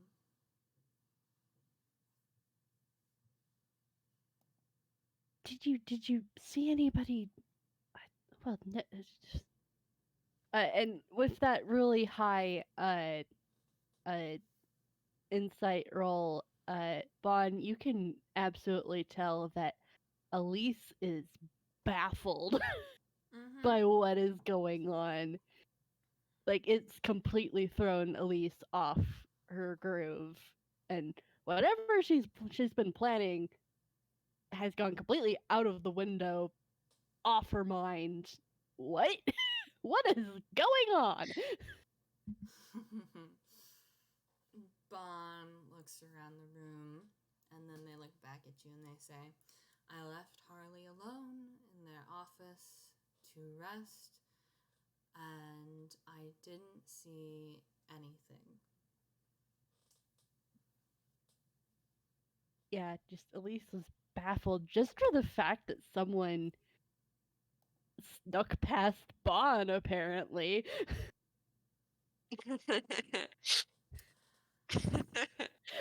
She's just like, what? I kept getting caught. I feel like I'm pretty confident in my sneaking skills. What? Bon didn't see anything. Yeah, so there's a little bit of you're just they're just Elise is so genuinely baffled. Mm-hmm. Let's see. Do we want to touch in with Periwinkle or Scarlett or go back to Nikolai? Because Nikolai has elected to stay behind and investigate the room. Periwinkle has a they might actually interact with people now. But they do have a question for Miss Blair. Absolutely. Miss Blair, I have as you know, I have some sort of experience with this sort of thing. Do you think I should go and offer my services? Maybe see if I can help somehow? Blair thinks for a second, and then they pat you on the arm very, very gently, and they say, do you see that very, very tall owl over there, the Reelkind, like me? Uh,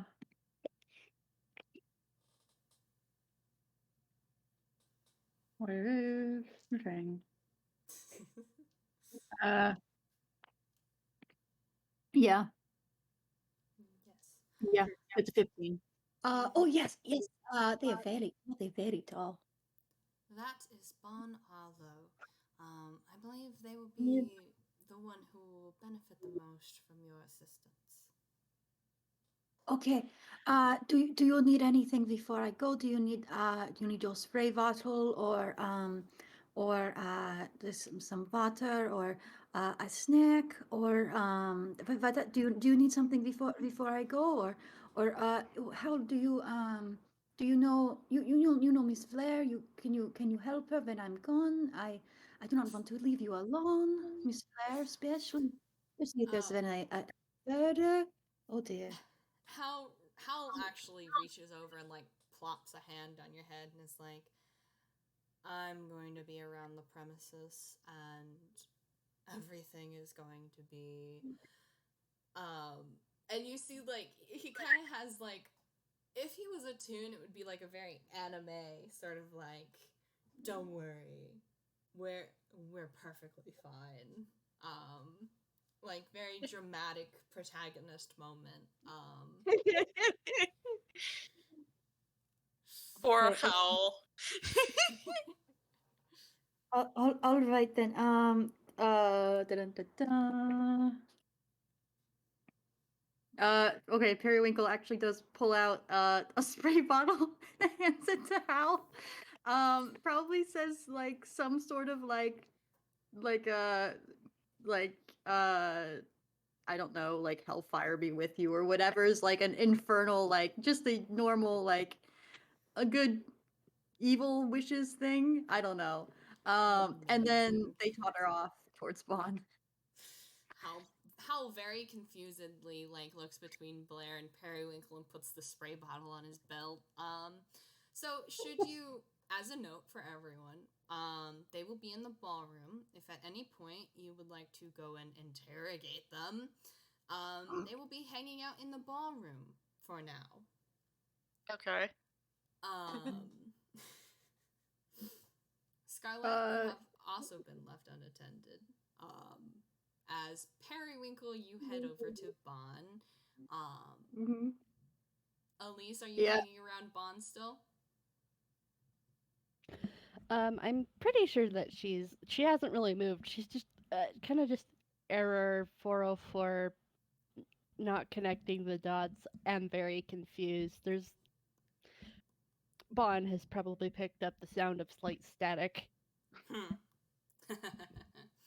Uh-huh. So Periwinkle, you toddle over to Bon, who appears to have someone else with them. And we're going to jump really quick to Scarlett, who has been left alone unattended. And everyone seems distracted, either gathering around the family. All of the other guests seem to be gathering over in either a separate corner or around a very tall Reelkind Aarakocra, who Mag was looking towards earlier. Mm-hmm. Now, you can sneak off by yourself, or you can attempt to go talk to another one of the groups.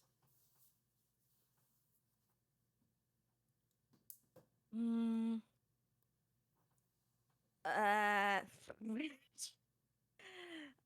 Honestly, I think with the family, I think they're just gonna be there for a while.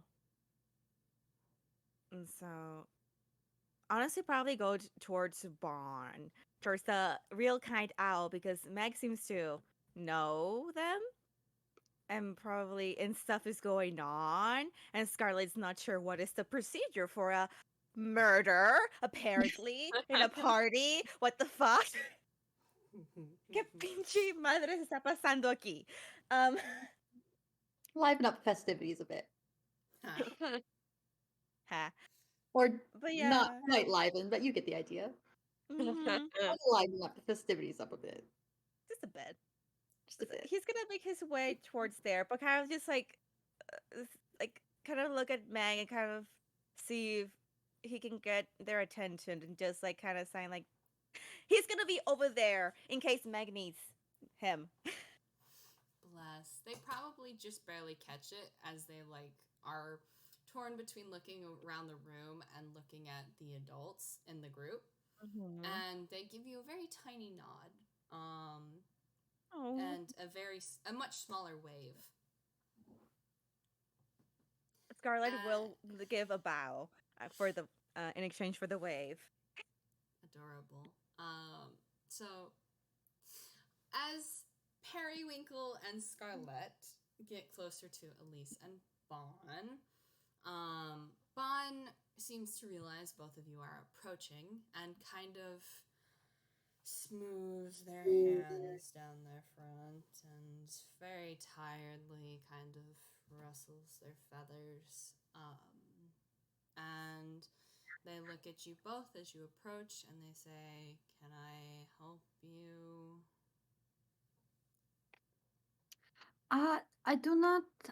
No, I'm actually here wondering if I can help you. I am. Whoopsies. Um, I am. I came with Miss Blair. I am. Oh, my name is Professor Periwinkle. It is a very great pleasure to make your acquaintance. But I'm a professor. You see, I do have some experience with this sort of happening, I guess you could say. I wanted to know if there's any way I could help. It is a pleasure to meet you. Oh yes, yes, yes. And they hold up their hand for Bond to shake, or paw, the little heart paw pad. Amazing. Bond's expression clears from one of exhaustion and slight confusion towards, who this is, into one of more clarity as they carefully reach down and shake your hand Yes. in the odd Periwinkle kind of periwinkle wiggles back share. and forth. Yep. And they're like, "Oh, you're Jean's friend, right? The Yep. Mm-hmm. Yes. Yes, yes. Oh, do you know Jean? Jean, a very very good friend of mine. You may have been expecting him instead. But he was indisposed. So I offered to come instead. I do not very. He will be fine. I will make sure of it. I've got my student there. They are taking care of him. They know what will do if he dies. And that is not going to be acceptable. So Jean will be fine if you are worried about him. But yes, I know Jean. Jean, good friend of mine. I'm here instead of Jean. I'm Everyone here in Jean's else, stead. everyone else, everyone else except for Nikolai, you hear this. This is not being whispered. There's no secrecy here. You hear Nope. this exchange. It is so sad that I'm upstairs. Arledius has his dumbfounded face, like, oh, okay, okay. Unfortunately, I did not. I did not bring any vials of revival with me. I did not think we would need them. They are still in my office. But I still might be able to help somehow. I do want this. I'm not usually much of one for politics, but I would like for this to go well if it can. This is generally considered bad for fatties, right? I do not know how fatties go. Yes, this is not exactly the best thing to happen right now. And they kind of pat your hand and let go, and they look over at Scarlett and they're like, "You're one of the other guests, right?" Oh, see, Scarlett kind of like snaps back to attention, like, yes, right, and just like gives it like a polite bow at Vaughn, and is just like, see, soy Senor Scarlett. It's I'm not sure if the correct phrasing would be pleasure to meet currently due to the circumstances. Yes. I am Bon Arlo. I suppose you could say I was, Harley's nurse. Oh, a nurse. Oh, that is. Do you also what type of nurse were you? Oh, I'm sorry. You were having another conversation. My apologies.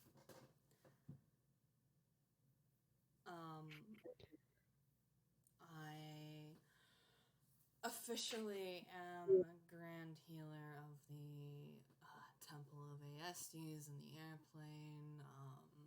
10 years I have worked in order to maintain Harley's health. Well, being a nurse is not exactly my job calling. It's what I'm doing for the family. Oh, Aestis. Oh, that is very, very wonderful. I've read very, very much about them, but it's very hard to find information about elemental deities outside of their plane, and I've not had chance to visit the elemental plane recently. So, if you would like to, if you would like to like trade information at some point, I would very, very much enjoy hearing you talk about them if you would like. Ah, Perry. Sorry, Periwinkle's like this. Periwinkle, Oh, I love everyone! I'm only dying because I'm missing this. Don't worry. Uh, Any sort of other conversation you guys could have had is promptly cut off as Walt, in the company of most of the adults of the family, honestly, except for Liable, Jovi, and of course Mag. So Lindy, Bitchard, and Walt all come over and specifically seem focused on Bon, and they kind of in a way, shove past the three of you to Bon. And Lindy kind of jabs her finger at Bon's chest. The tip of her nail ever so delicately hitting where there appears to be an H embroidered on their shirt. And they're like, "You're a cleric, aren't you? Go upstairs and see if you can't do something." Bon is actually a death cleric. I do not know if that would. I mean, it might. It's very clear that you are being ignored, Periwinkle. Bon seems to steel themselves and look exhausted and even flatter than before as they simply slowly blink and they're like, "Of course, Lindy. I will go see if I can't help." And without a word to anyone else, Bon turns around and leaves the ballroom. And all three of you can choose to follow Bon or not, or potentially break off after leaving the ballroom. You are now free to explore the house, more or less. But we are going to cut back to Nikolai, who has been waiting so patiently for his turn. Because Walt raced past you after an exclamation of shock at the disembodied voice who told him to stop freaking out. And Good, so he did not notice the floating hat and smoking candy cigarette.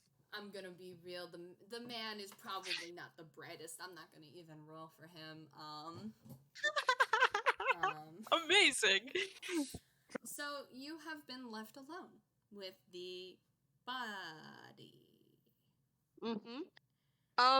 So the first thing I want to do is investigate the room.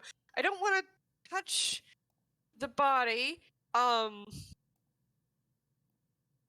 mean, I kind of want to touch the body to see if the person is actually still alive. Okay.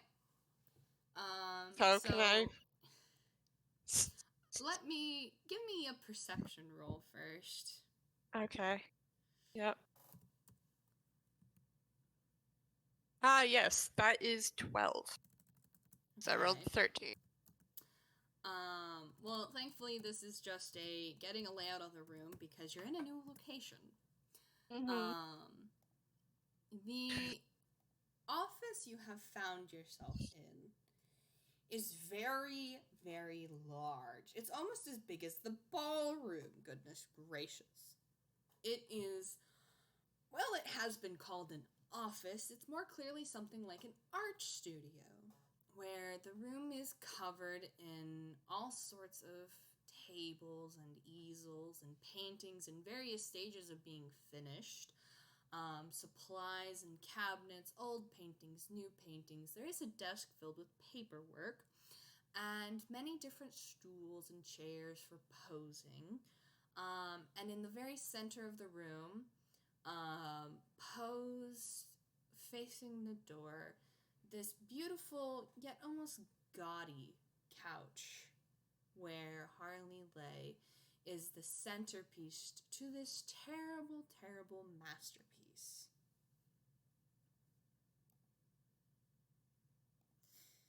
And you're going to go look at the body, or are you going to look around the room first?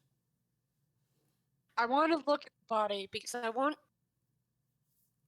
Nikolai Noir, am kind of experienced in looking at bodies because that's my job. And I want to tell if they're really dead or not. Go ahead. So what do I roll? I mean, you can roll medicine, you can roll investigation. I'm gonna roll investigation. Because I'm not a doctor. You aren't. we don't have any doctors in the house. I don't believe in doctors. We have healers and medics and clerics. That's a 22. A 22. Amazing. So, Harley is dead. Because here's what Harley looks like. Harley is wearing a lovely black vest and a white crisp shirt that has been stained a rather disgusting color by the ink that has ever so beautifully bled into it. The whole affair seems rather messy from the amount of leaking and the amount that the couch seems to have soaked up. You don't know where a wound is at first until you very, very carefully search. And you find what appears to be a rather small stab wound. But it's a rather important stab wound considering the amount of ink everywhere. It's what you can only guess is the killing wound. And it really does appear that Harley is dead. There is no breath. There is just nothing. Just a lot of ink that you have to be very careful not to step in. And in your investigation, you notice on Harley's wrist a medical bracelet. And, you know, if you were to glance around the room, you'd see on the desk full of paperwork a medical bag. One you can only guess belongs to the nurse. The rest of the room seems untouched. Okay. Nikolai takes a quiet moment and then goes, well, there goes that half of the payment. Before taking a very careful moment to pull some gloves out of his hammer space. Of course.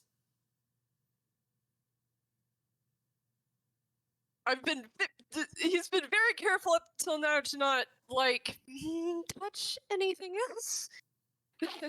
That's a 7. So he pulls on some gloves, and now we're gonna start touching things. Amazing. Touchy. See, there's a stab wound in the neck. No, I didn't say in the neck. In the very important place. I'm sorry. You say very important place because there's a lot of ink. And my brain is like, yeah, that's the neck. It appears to have been actually in the shoulder, presumably in one of the arteries leading down into their arm. Okay. So the first course of action would be to very gently like touch the wound to see what kind of hole it is. If it was, you know, a bullet wound. It appears to have been a knife. All right, so I'm looking for a knife. Or a blade of some sort. Okay, that's good to know. The next question, is, well, to see if there is a knife somewhere in the room. Roll me investigation. Yep. Ah, yes. 17 plus 9. Amazing. This is what I do! So, here's the thing. Do you search the whole room? Yes. Very carefully search the whole room for either the murder weapon or any sort of suspicious egress, I guess, of a fleeing suspect. So, as you search the room, most of it seems that it was just an office slash studio for a very busy and very eccentric artist. You see all sorts of paintings about some bizarre to mundane subjects and topics all cast out across the canvas, including several that have been done of members of the family and, of all people, the Aarakocra downstairs who had confronted you. There honestly seems to be more of that bird than of the family. As you look around and around the room, you head up to, on the map would be the top right corner, and you find something. A very large painting, ever so slightly out of place. And whenever you fiddle with it, it comes away from the wall, and behind it, there appears to be a doorway into an area behind the walls.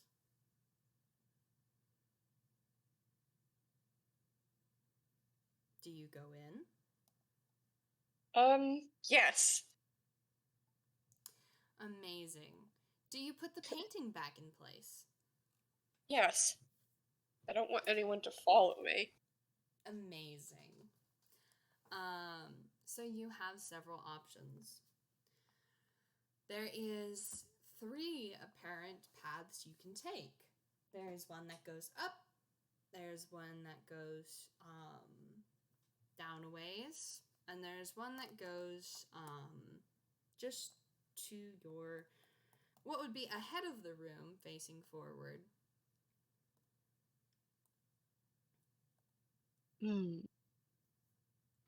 So I'm going to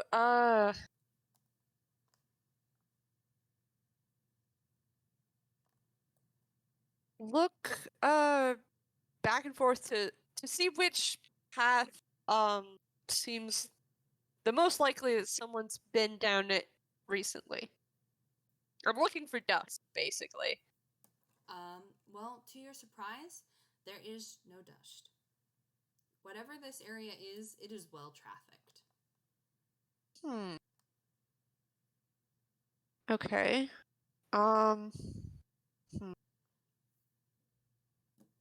Is there any amount of ink on the floor anywhere? No, there isn't. All right. So I've got 3 choices. Let's go with choice number 1. All right, so you head up. And to your surprise, as you head up a ladder, you head up into what appears to be an attic or something like that. There's a large window that is actually 2 windows latched shut against the wind, and it's very dark for a moment before your eyes adjust, and you realize it's not just an attic.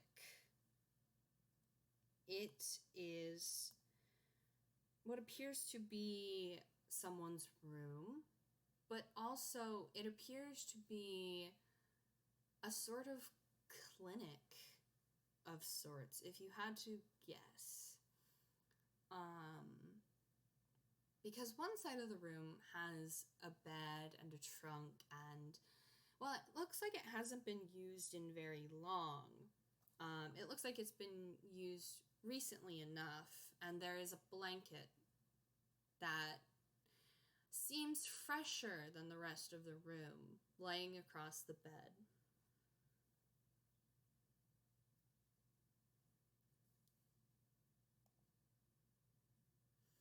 If I would take a guess, this would probably belong to, well, the Aarakocra. Nikolai says out loud to himself. Are you searching the room? I'm gonna roll investigation and search the room. I was gonna say, otherwise you're gonna have to roll perception, baby. I'm gonna touch things. Amazing. Although carefully, in case I have any ink on my gloves.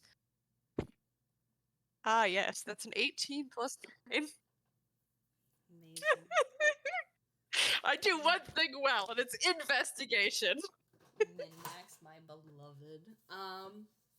So, you searched this whole area very well. Your first initial assumption is correct. The bed frame creaks a little, like it hasn't been used in a while, and so it's been given the chance to gather dust and, this and that. Along with parts of the nightstand beside it and the trunk. But as you search the trunk, you find a change of clothes clearly meant for an Aarakocra. At least a couple of them, actually. You find a bag with things in it, including a set of armor.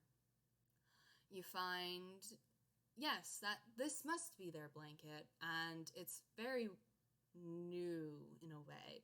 It's handmade, covered in embroidery with all sorts of symbols on it, like pumpkins and candy and stars and more owl feathers. There's something with the owl feathers, you think. But the lamp next to the bed, as you attempt to turn it on, just crackles and pops but doesn't light. And so as you go over to the other side of the room, there are cots that aren't set up. There's a lot of medical supplies, a lot of paperwork, a lot of filing cabinets. There's a desk that looks like it's been used recently. Very recently. And there's some manila folders that appear to be missing from the stack. And there appears to be a letter labeled to my dearest Lindy.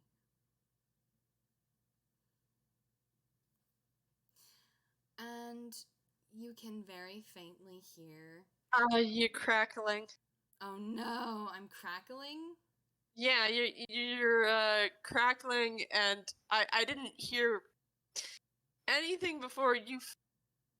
It started crackling when you said faintly. Okay. I'm going to leave and come back. Feel free to take a 5-minute, sippy of water.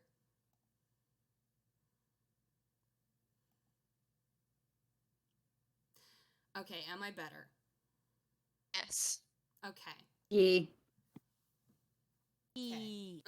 So you find the letter that says, "To my dearest Lindy," and very faintly you can hear the sound of footsteps below you.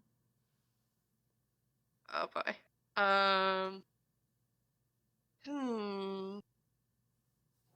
I'm going to reach up, take off my hat, and put it into my hair for space. Buddy, they're on the floor beneath you. It's not like they're gonna come immediately and come snatch you. You're in the attic. I know. I do want to try.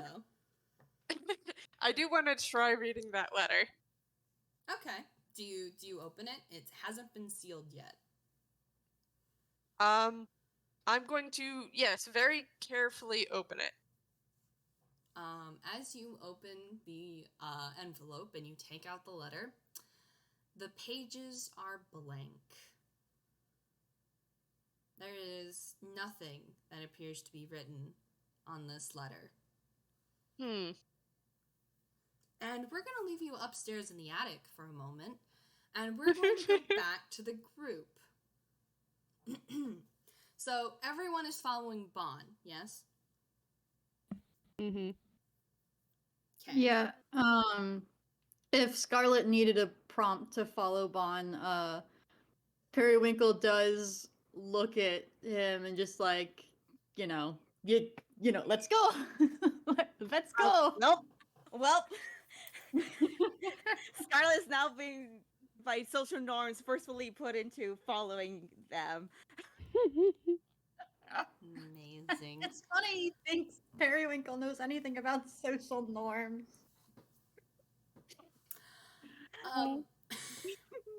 So this tentative party, Oh, Periwinkle's very, very, very keen on this. Periwinkle's not tentative at all. Just another So- day. so this Go group, on up. Bon leads you all upstairs, the stairs you weren't apparently supposed to go up earlier, and to the left down the hall. And even at the top of the stairs, you can see the doors open and you can see the body. Oh, that was very gruesome. Not a very clean job. Anyone who needs to can make whiz saves because this is very much a dead body. Yeah. I'm looking at Elise and Scarlett. Yeah. Mhm.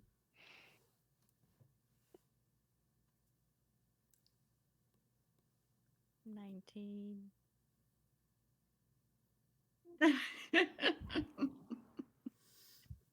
Scarlett, you hold it together. You were raised on a farm. The circle of life. What a terrible mistress. Elise, you kind of knuckle your way through it for sure, I'm sure. Thinking wonderful TV static-filled thoughts. Yep. And there's a pause for a moment as all of you are just standing at the top of the stairs, staring down the hallway that seems almost to one's imagination grow longer and longer and more ominous before your eyes. Before Bon lets out a sigh and slowly begins to walk towards the office. Periwinkle lets Bond take the lead. They're the nurse. Periwinkle's just here to help. So before your eyes, Bond steps into the office and up to Harley's body, around the rather large pool of ink, and puts two talons to the other side of Harley's neck that is not on the bloody side. And we're going to have them roll a couple of things. Because Bon is doing things. You all may file in after Bon. Mm-hmm. Mhm. Periwinkle stands like just they probably they don't touch anything. They just kind of not hover behind Bond, but like slightly back into the side. Scarlett's gonna be kind of near the door, kind of almost like keep an eye out for like if there's anybody else coming in and all that stuff. Mm-hmm. Can Periwinkle roll to observe what Bond's doing? Yes, you can. I would say if you're trying to figure out what exactly Bon is doing, like medicine-wise, you can roll medicine. If you want to do insight on Bon, perhaps. Mm-hmm. They're gonna do insight. Elise is also gonna roll insight just for the fact that like Elise is just like it's Bon. Mhm. What's Scarlett doing? Scarlett is keeping an eye out from outside. Scarlett has full belief. Okay, Bon is doing the thing, and Bon is most likely like certified to do stuff, and Scarlett has only really doesn't know what he's doing now here because now he's here and he doesn't know what to do exactly, but he's here. Bless him. So both of you rolled an 18. Bond rolled a 17. But also here's the thing. Neither of you know Bond very well. So you do know that Bond is trying to essentially keep it together. You can make your assumptions of it having to do with the fact that they are now testing their long-term patient that they've no doubt been very attached to for any signs of life. And they appear to be finding none. They give a very shaky breath out and slowly pull their hand away, and they're like, they just shake their head. Do you need a moment, Miss Arlo? Periwinkle like reaches up and pats their other arm. Or probably their wing. Amazing. Bon just sort of kind of like gives a flat whistling note, and they're like, well, it appears that Harleen Thornbury is no longer with us. Where did she go? The choked off kind of snort is very in character. Yeah, Scarlett is just like, I'm very sorry for your loss.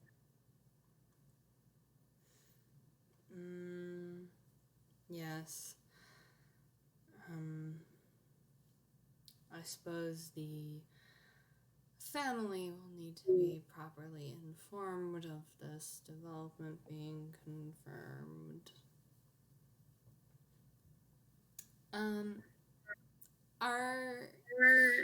Hey, Nikolai, Yeah.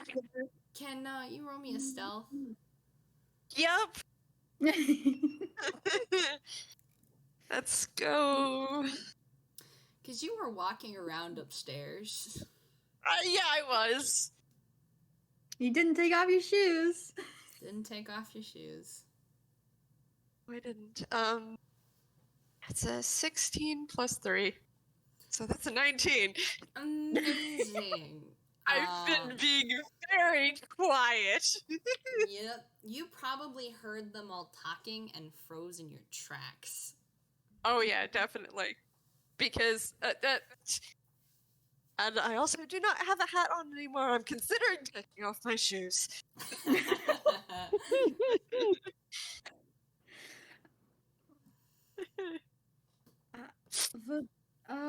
Would you I am certified for performing the burning. I have the matches in my hammer's face. Any things we should would need if you would like me to assist. I am certified. I do have my card. I can show you if I want to. Oh wait! You continentals are very weird. Do you burn your dead in effigy here? Is that a thing? Should I you probably would know more than me. It is not necessarily my specialty, but you know, yeah, I do you burn your dead in effigy here? Scarlett gives a very long stare. Alice is just kind of smiling at you, Professor. She got an 18 plus 7. She's just smiling at you, Professor. But for the audience's sake, she is like internally going, "What the fuck?" Oh, would you like to assist this I do not believe I got anybody's names. Oh my goodness, how rude of me. Oh, Von, I know your name because Miss Flat told me. I hope that is okay. I hope that is not rude. Yes, hello. Hola. Hello.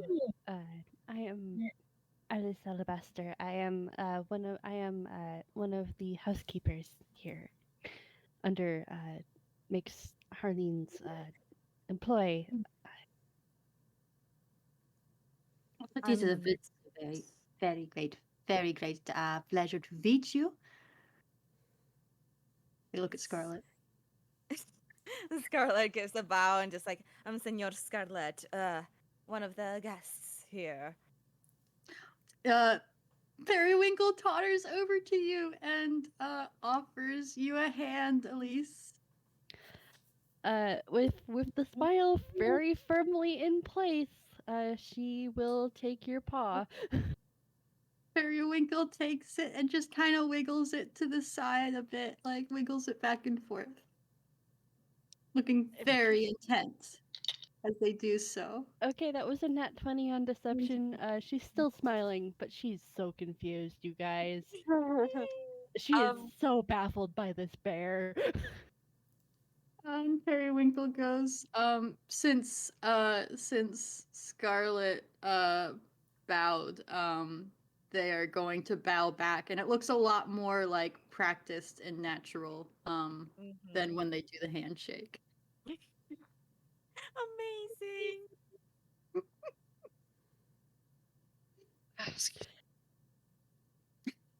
Scarlett kind of takes a look at Bondo and just like, if you need help, we are certainly here. Espero que eso está bien. Well, one could suppose our greatest concern at the moment is there's apparently a murderer loose, so... A what? Someone had to kill Mix Harleen, and it certainly wasn't me. Bond gives Elise a flat look at that. She kind of just makes a face back at you, Bon. She's just like, really? Periwinkle looks deep in thought, and there's gears turning over their head. Can I upstairs? Because I'm really curious about this letter. Even though it's blank, there might. I'm inquisitive by nature. Of course. What are you doing, Nikolai? I want to try. So they seem preoccupied downstairs. They don't seem to be coming up here. So what I'm going to do is I'm going to pull a lighter out of my hammer space. Mm-hmm. That's a 4. Mm-hmm. I'm going to very carefully take the lighter and just kind of like wave it under the blank paper to see if there's any like secret messages. Mm-hmm. So here's what you do. Here's what happens. As you hold this lighter under the page, letters begin to appear. And soon enough, there is a letter penned by a looping cursive hand. And honey, I'm not gonna bore you with the details, but the juicy stuff is Harleen became aware that Bitchard was cheating on Lindy and wrote this letter to inform Lindy of the affair.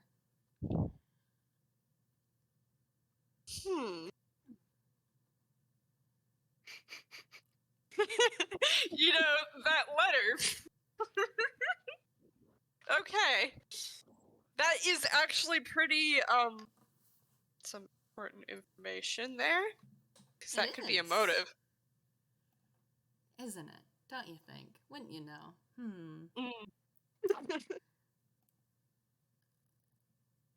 Okay. With that done, I'm going to put my lighter back into my hammer space. Mm-hmm. Are you going to put the letter back?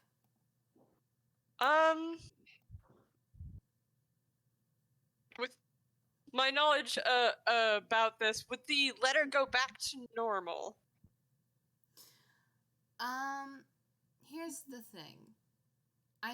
Here's the rub, unfortunately. As you wait, the paper doesn't go back to perfect whiteness. There's a slightly yellowed tinge to the letters. Not all of them are visible, but there's enough. So, of course, someone's going to know someone's going to know that someone looked at this letter first. Yep. I'm going to fold it up and put it back into Okay. the letter. Are you gonna leave it here? Envelope. No. I'm going to take the envelope and put it into my hammer space. Amazing.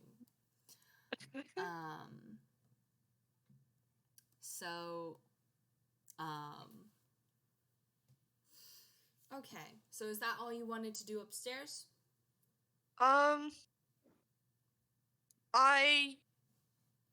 Yes. But I want to take off my shoes and actually, not walk with my shoes, because I know there are people below me. I want to be stealthy. Okay, so everything's going into your hammer space. Yep, everything except for the two things I can't actually take off. Like your bow tie? Yes, my bow tie and my smoldering candy cigarette. Amazing. So are you going back down the ladder? Yes, I want to quietly come back down the ladder. Alright, go ahead and roll me stealth.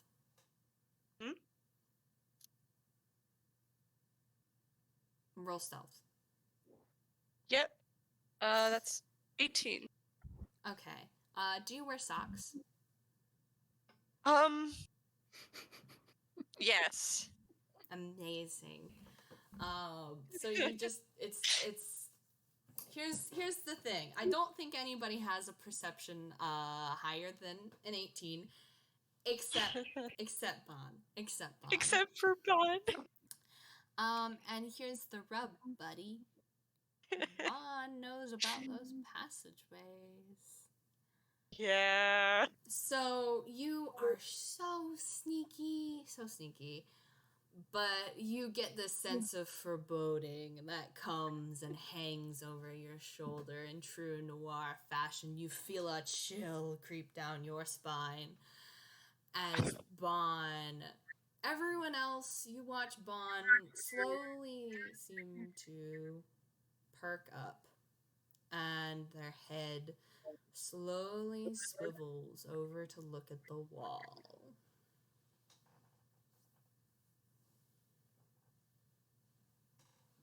Is there anything on that wall? There's lots of paintings. There's a workbench. And in the very far corner against the wall is a very large painting.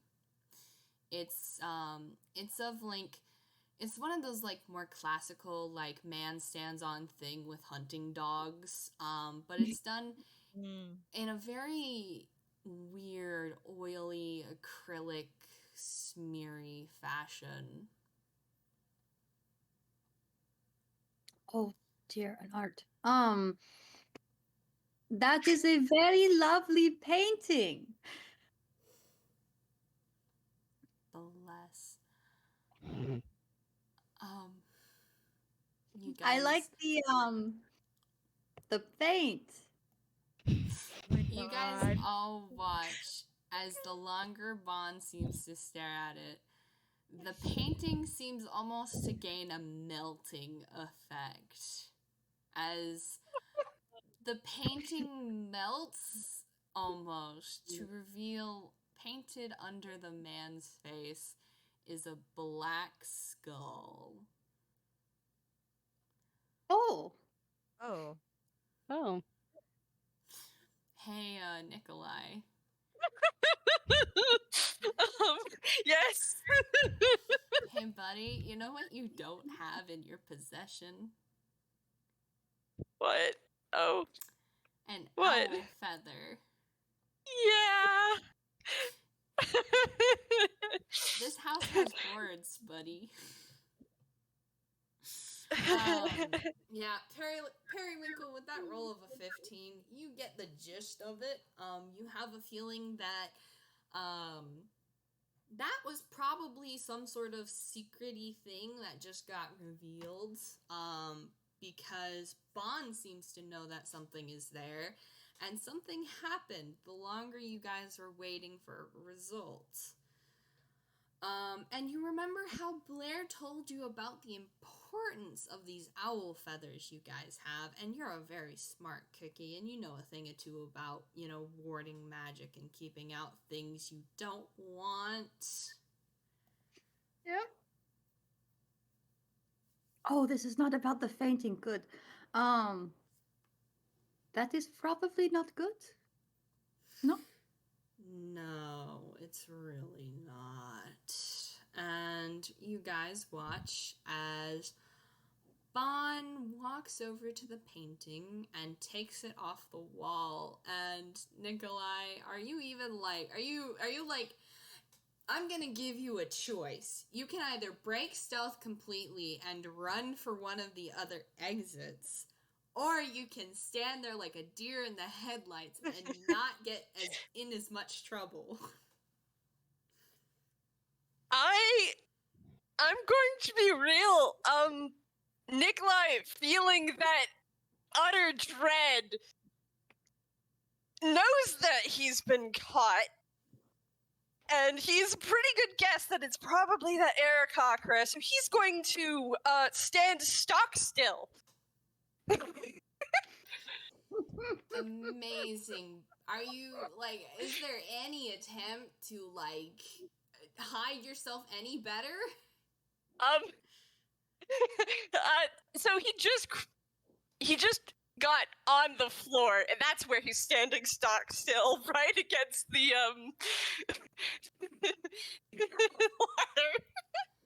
ladder. Amazing. I feel like just for Toonish effect, Bond just reaches in the passageway and scruffs you and yoinks you out of the passage and holds you like a naughty kitten. Yeah. So you guys see a smoldering candy cigarette and a bow tie hanging from Bond's talons. And there's mid-air, and there's a sputtering noise, and I wasn't quite quiet enough. I'm sorry. Bond just gives a light shake. What did I tell you? It was being as quiet as I could be, jeez. I even took off my shoes. That Voltai is talking. Do you know this person? Bond,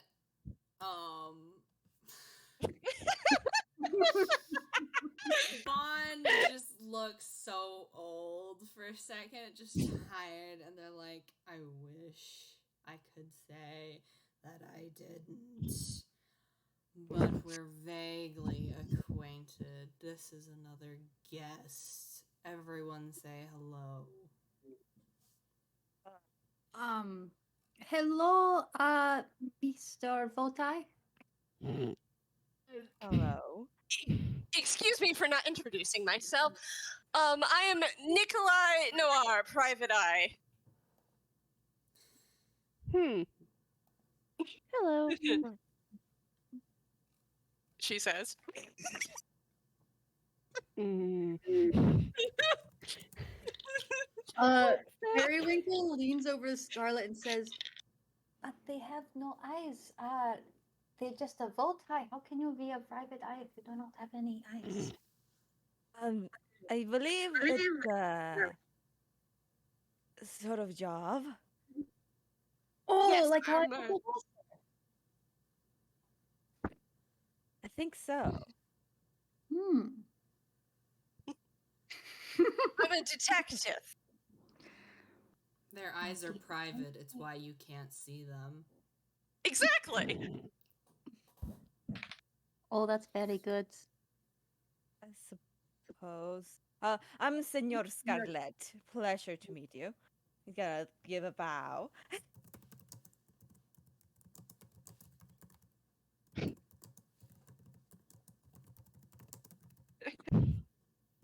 What's that insight for?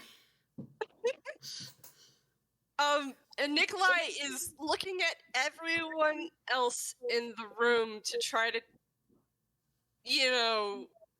gather, what kind of people are here? He's pretty sure that the Y Bond is up here. All right, how many of you are rolling deception?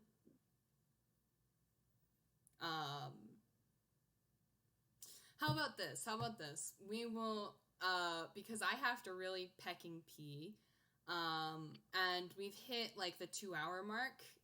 We'll come back to everyone doing what the dirty 20 on insight gives Nikolai, and we'll take a longer break than we did. Mm-hmm. Because it is around lunchtime for most of us, and I did, because Mira, you have that FPS after. I scheduled us with an hour between that, so if we go just a little bit over to be able to give us plenty of break time, that's fine. Okay. So everybody take a break, get snacks. It can be like a 15-minute break even, so everyone can at least have something like a lunch. Mhm. Beans. And I'm gonna go Pee. peck and pee. I'm gonna get a snack, but I did have lunch earlier. Mhm.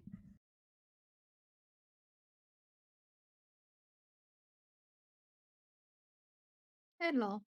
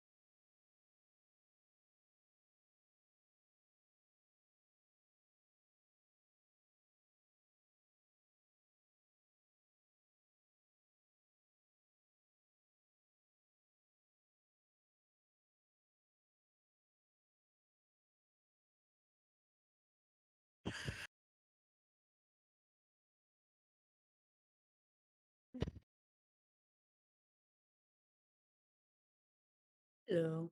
Hello.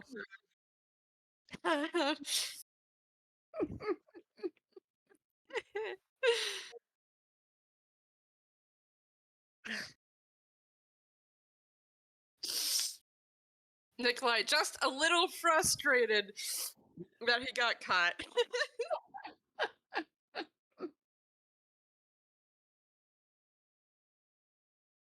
The secret eye bow tie man. Mm-hmm. He's got secret eyes.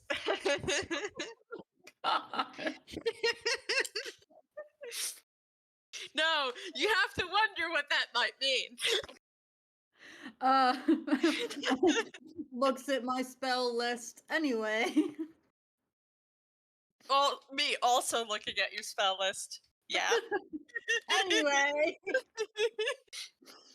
There's a reason why audio put it on there. Yeah.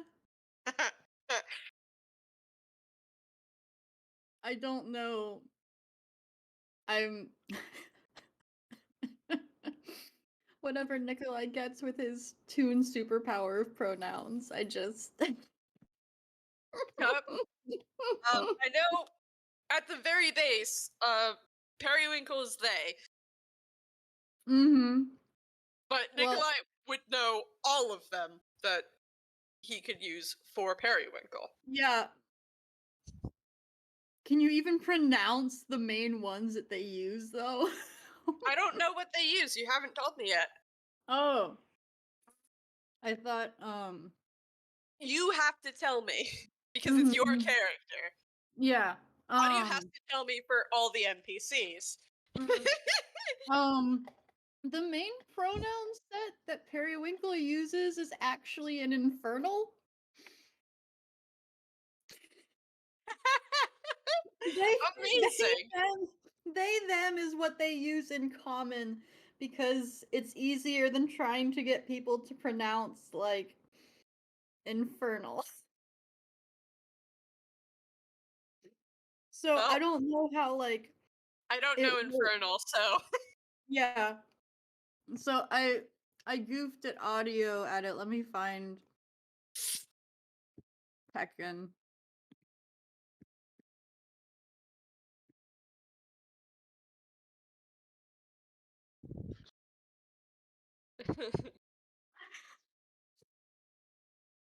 Yeah. Our main pronoun set's just straight up in infernal. It's a type, it's like a set that's like infernal specific.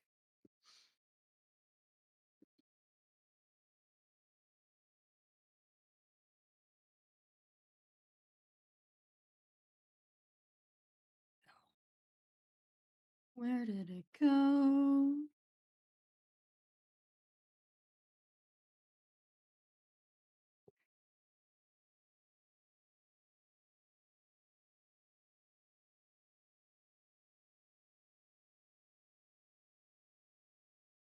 So infernal sounds sort of like the way it's been described is the noises uttered often appear to bear no relation to one another, instead sounding like a combination of a barking hound, an eloquent verse, the squeal of slate and steel, and the subtle smell of hatred.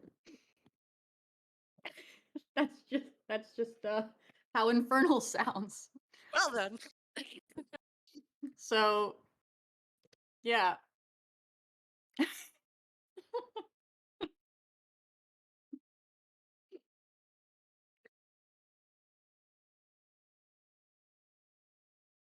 Incredible. No, there. Hi, audio.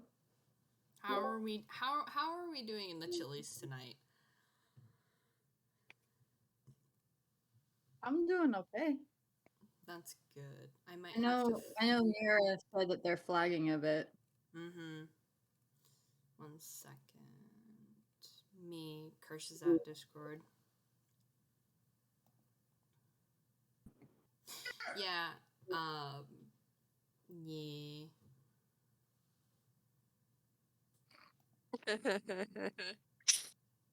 I'm sorry, we have a murder going on over here that is very very inconsiderate of him. You got a murder happening. Somebody is dead. But Your Honor, Magic the Gathering. Yep. Like Magic I'm- the Gathering. I'm taking up the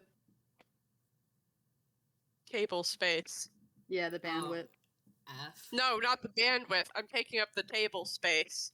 He wants to play on this table, and I also want to play on this table. And whenever they play Magic, they get loud, and if they play in the kitchen, they're going to show up on the recording. Mm-hmm. Yeah. They could always play on the laundry room floor. Roof.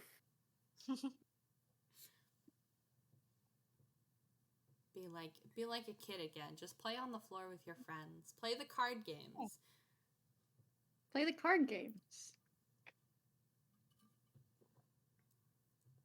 Also, Periwinkle is just kind of stream of consciousness, so just like absolutely at any point in time, you can just interrupt them or tell them to stop talking. They will not get offended. They just talk a lot. They're a professor. Like, it's kind of their job to keep people like engaged and listening to something, so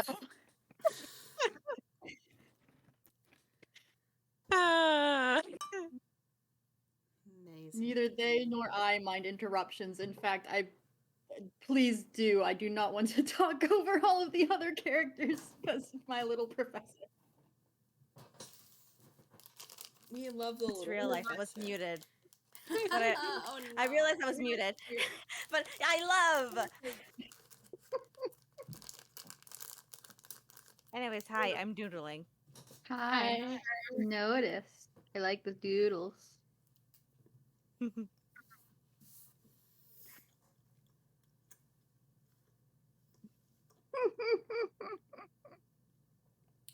This is such a fun, funky group. Such a fun, funky group. Gosh. And hey, we're all finally together and conversing. Yeah! Sorry, I'm a detective, and yeah, I had a very specific thing. So I'm on the job, by the way.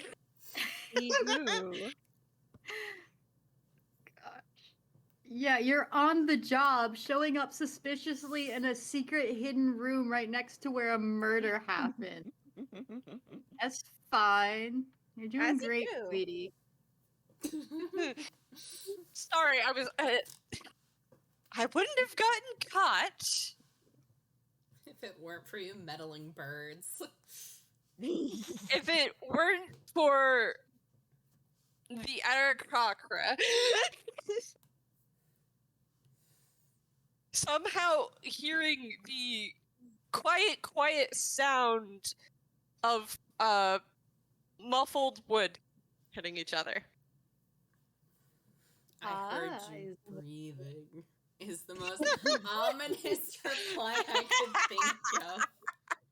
I heard you breathing. Hello, Oh, I am it's back. Gosh, just.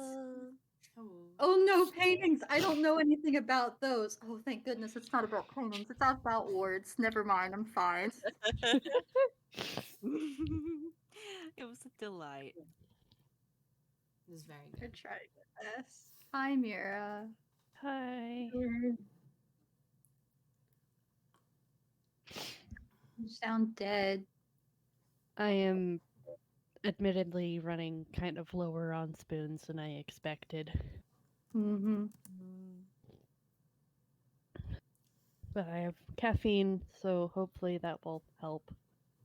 Mm-hmm.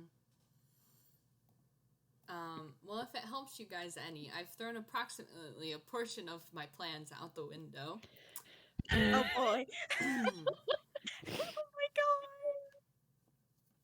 god. Is that a good thing? I'll be. Did I we will do give you Something guys- out of the ordinary? I will give you guys this. I was originally going to make you guys do like small talk and stuff for much longer.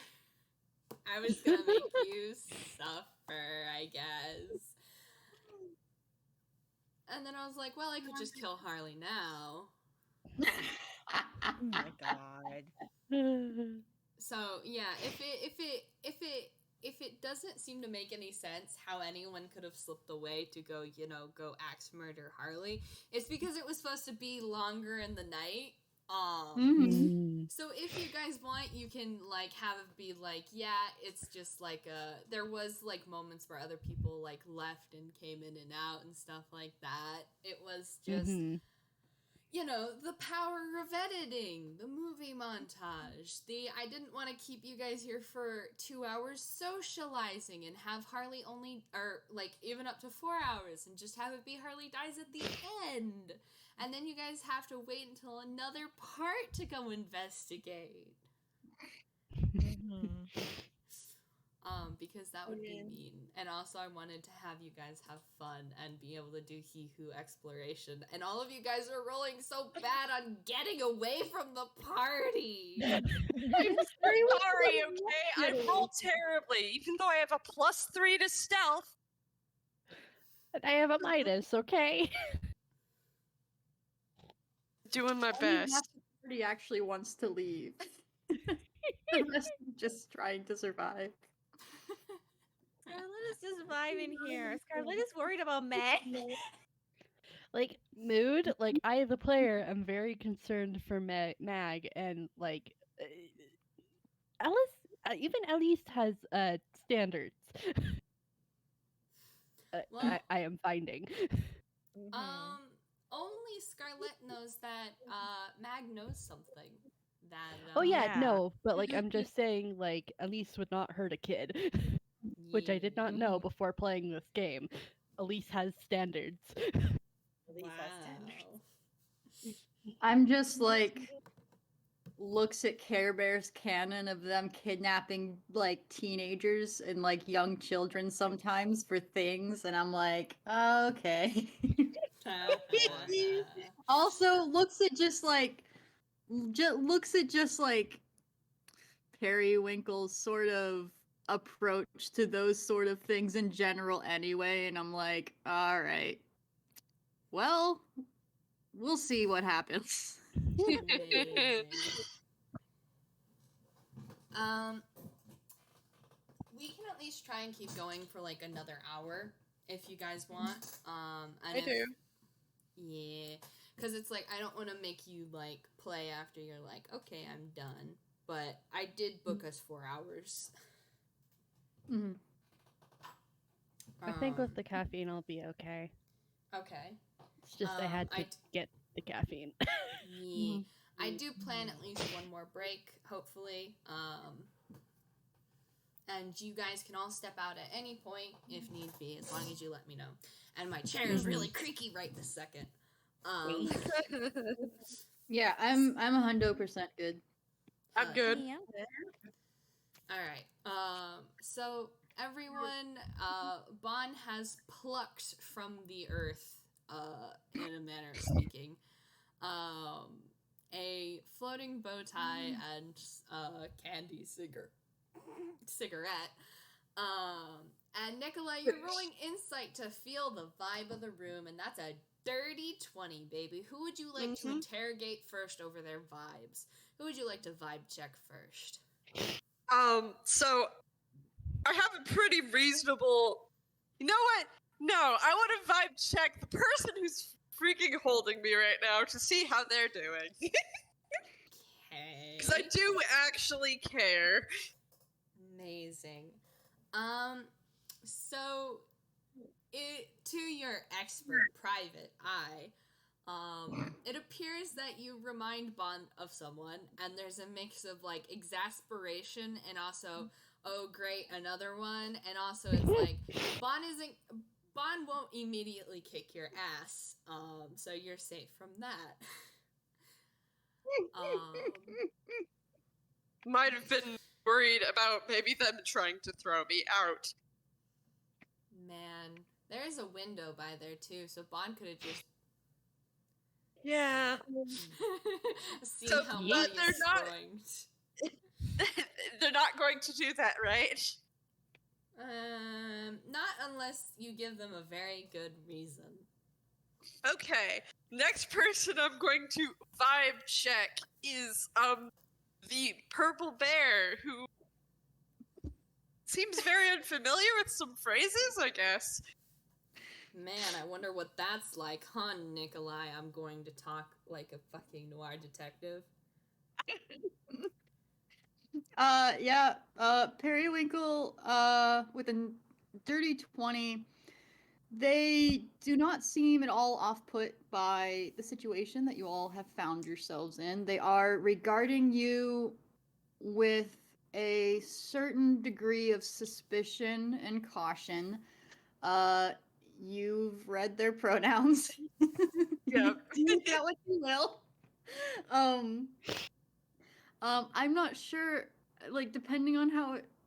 Well, okay, yeah, if it worked like that for the teenager, then you probably get the common variant. And yeah, they do not seem off put by the situation. They are a little bit wary of you, and sort of suspicious, but otherwise amicable. They just seem happy to be here. Okay. Anything specific or No. just No, it was generally, why is this person here in the crime scene? Basically. You can guess it probably has something to do with the fact that they do not seem at all off put by the body and copious amounts of gore that's splattered all over the couch over there. Yeah. If maybe you could roll history or something to see if you understand that they're Mazarian or anything like that, but yeah.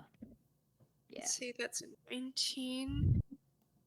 What's my modifier to history? That's +3. Okay. So 19 plus 3. So 22. 22.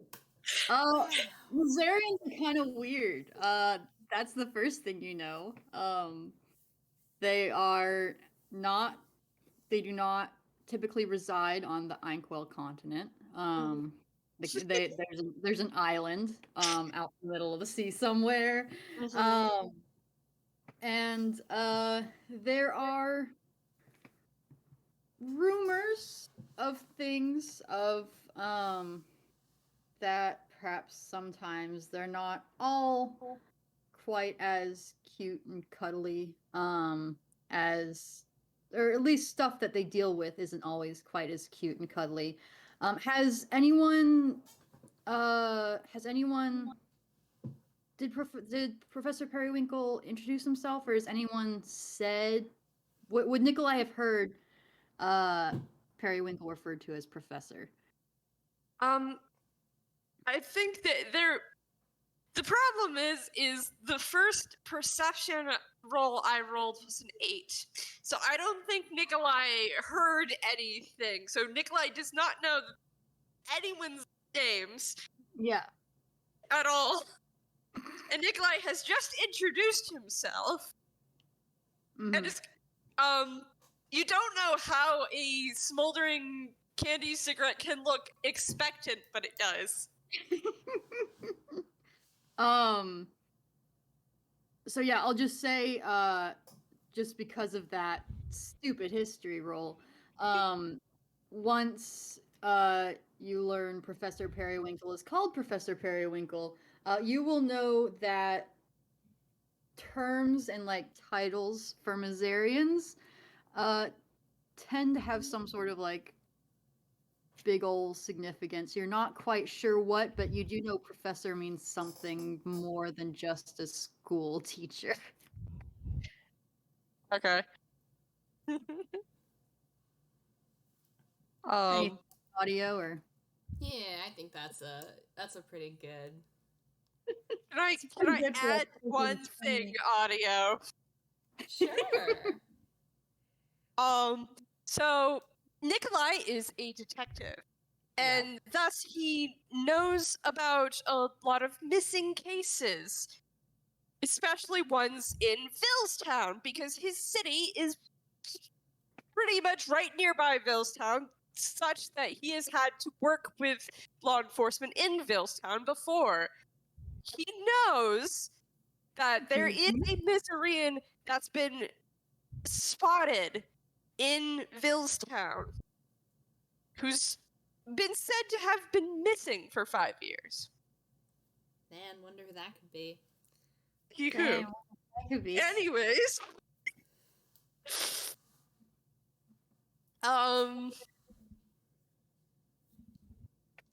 finger guns, vibe check of Senor Scarlett. Let's go. Oh my. Senor Scarlett seems to be a little bit nervous. I'll be real with ya, Chief. He is keeping it together with the whole. Oh, there's a whole body and ink and all that there.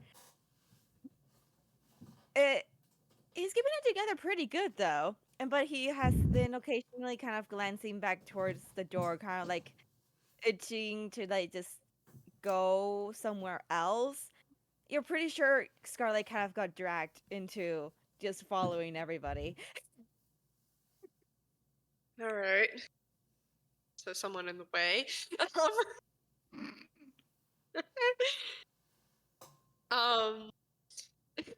Nikolai is going to then just kind of, and I'm pretty sure that was a deception check, so Nikolai can't get past that. Yep. Not a 19 plus 7, that's way too high.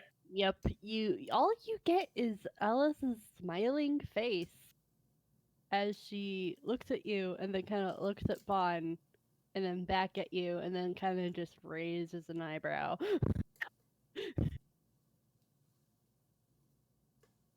Well, I'm Nikolai Noir, Private Eye, and I am on a case right now.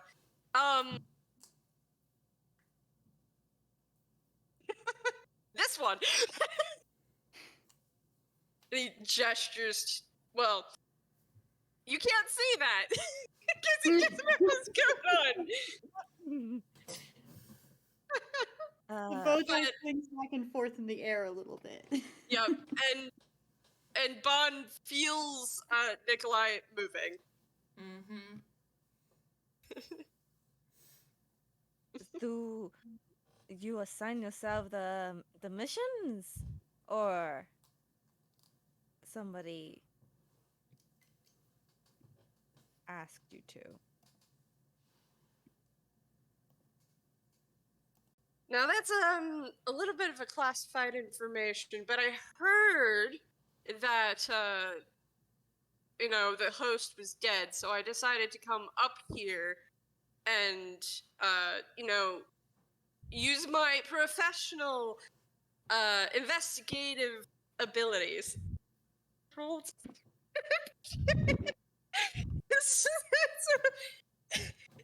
were a couple of lies in that statement. I was gonna say. Oh boy. I guess gonna roll in design. Honey. Honey. No. Honey, that's an 8. Yeah. He continues talking, but he doesn't seem to be talking to you guys. Oh my god. As he says,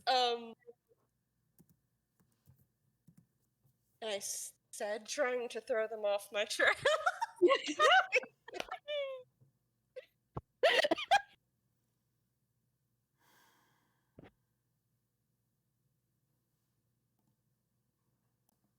Would you like me to help you detain them, Mix Arlo? I mean, you have them well in hand right now, but do we need to call someone else or Look, if you detain me, then you won't know who did it because you won't have my help. Why should we accept your help? Because I'm a detective, and this is what I do!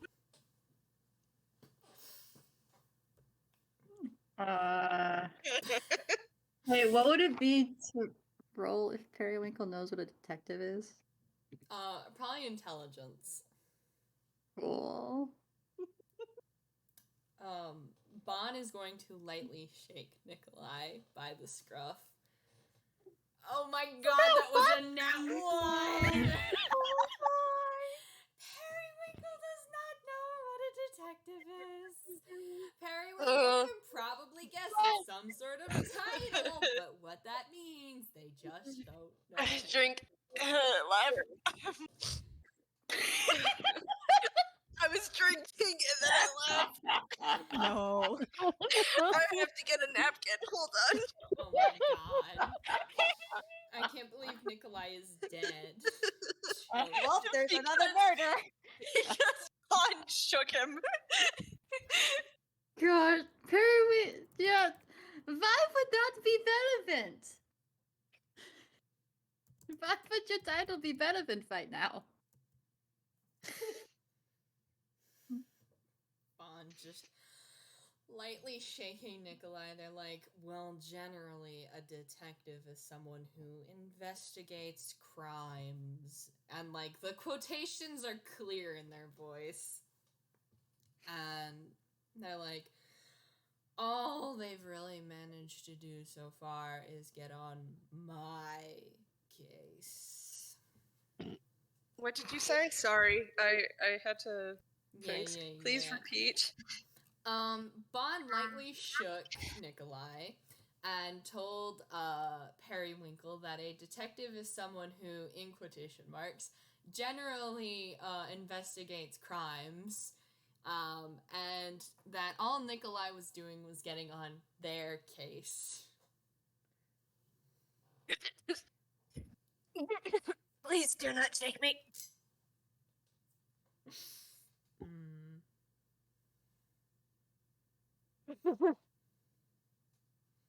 So how do we know that you don't have something to do with the murder, then?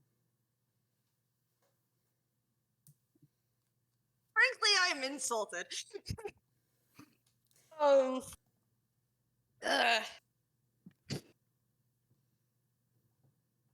They actually fall silent for a moment as they think of a way to try to get out of this. I mean, you can try and roll, like, acrobatics or athletics and wriggle your way out of Bon's grasp. I mean, yes. I do need to do that to be able to pull stuff out, but...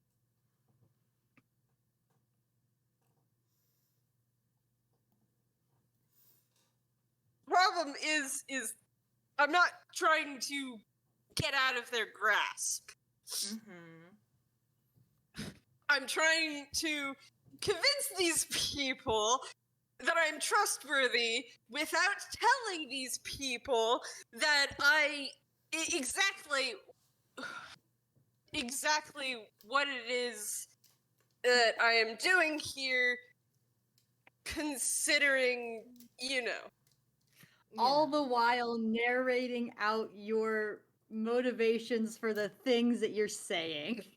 Yep. Yep, which is exactly what he's doing, what I'm doing right now. Oh, honey. Charlie just takes a look at Bon as Nikolai is just narrating all this. It's just like, It's a very strange bow tie. Well, you aren't wrong about that. Elise, do you want to open the window? I'm going to roll acrobatics. Because I forgot about that. Yeah, go ahead. Bond's gonna roll athletics/strength. Good luck beating a dirty 20. oh my God. Shit, that's a 10. F.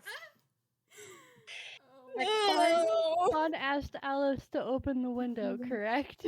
Yep. She's gonna do that. Hey, wait! What motive would I have to do this? Come on! I mean, one can assume you were paid to show up. Look, I was paid to try to stop this from happening, and that has happened. I have to catch the person who did it. Now, please do not throw me out the window. Now, who said I was going to throw you out the window?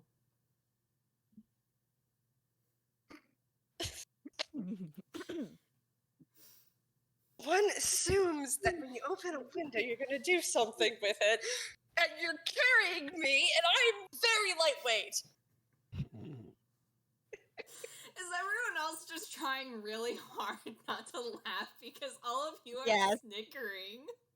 Yes, Scarlett just has a hand over his mouth. Just, oh my god. Periwinkle is not trying to keep from laughing. They're genuinely suspicious and not cool with Nikolai. Amazing.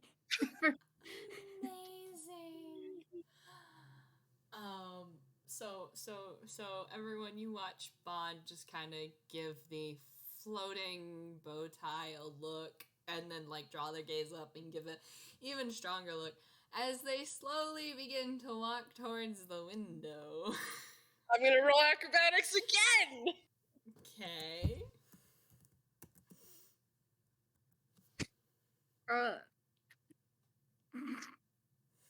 It's an 18 Oh, man. versus 17 is a lot 17. closer, but no cigar. Damn it. Nope. Only sugar cigarettes. You wiggle with all of your might, but Bond just kind of like sighs. And they're like, unfortunately for you, I'm very used to wriggling small, annoying tunes. And we're just going to... And they, like, hold you out the window a little. Like, your feet are on the ledge, so it's not like even if Bond lets you go, you won't fall. But you're getting a face full of rain. And it like That's actually nice. And it like sputters against your cigarette, and it kind of like melts it a little, so it's all wet and gross. And they're just like, you see, here's the thing, Buttercup. Unfortunately for you, it appears that at least 3 of us, or 4 of us, or even the whole household is very vested in figuring out who done it. So either you were hired to come here to kill Harley and you're trying to lie your way out of it, or for some reason you did get hired to investigate this, which means you were tipped off that someone was going to kill Harley.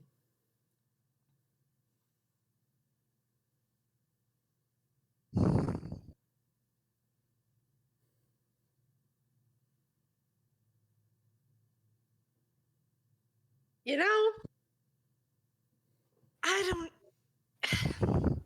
ask a lot of questions, but when an anonymous envelope shows up, sometimes you just gotta go on the case to see what the fuck is going on. As you say fuck, you get there's like the old Noir jazzy tune bleeping out the fuck. Because you don't curse. That's not PG-13. No,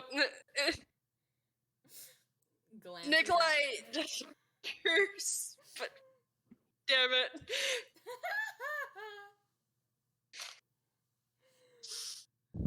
Just jazzy elevator music for a second. Mm-hmm. Yeah, so, for everyone else, the characters, it just sounded like a, saxophone riff. Because that definitely was Grolix. Mm-hmm.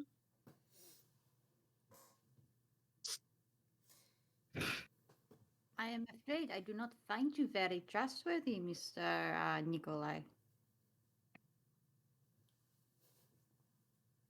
Yeah, a lot of people say that. Well, Scarlett just kind of clears his throat a bit. Perhaps it's best if we keep him around then, if he is one of the prime suspects, and keep an eye on him rather than have him have the potential of just getting away with anything. Do you have a dungeon in this house, Vaughn? Bond pulls Nikolai back in and Hmm. God rest your soul, Nikolai. And like puts Nikolai down far enough for their feet to like touch the ground, but they aren't letting go. And they're like, well, we don't have a dungeon, but we do have a cold storage and a basement. Are they secure? Well, they're more secure apparently than our upstairs.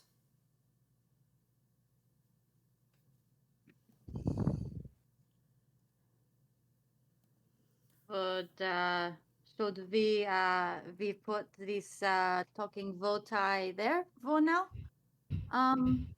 While we try to get a better handle on the situation. Oh yeah, there are guests. What do you want to do about the guests? Well, since nobody has left the island yet, the killer is still here. And it could have been any one of you. I don't think it's you, though. And he points up. Well, the candy. I keep saying the bow tie moves upwards in kind of generally upwards in Bond's direction because he is genuinely pointing. It's just that nobody can see him. That wouldn't make any sense. Now would it?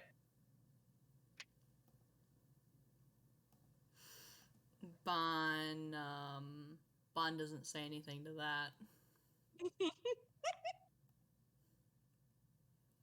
I mean, Vaughn is a death cleric. It's death is not very terribly a terrible thing. You know, sometimes it just happens.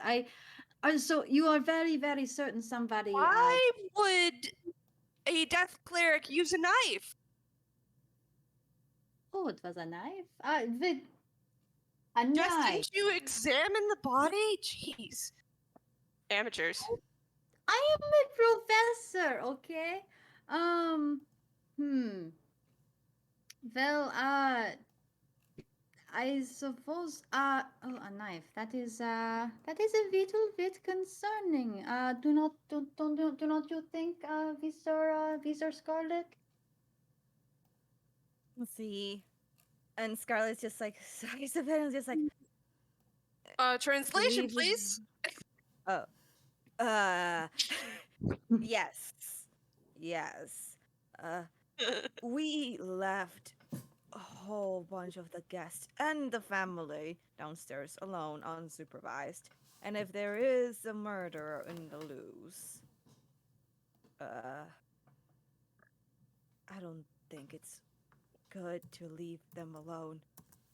Just kind of like looking out to the hallway, just like very worried. Well, there's safety in numbers.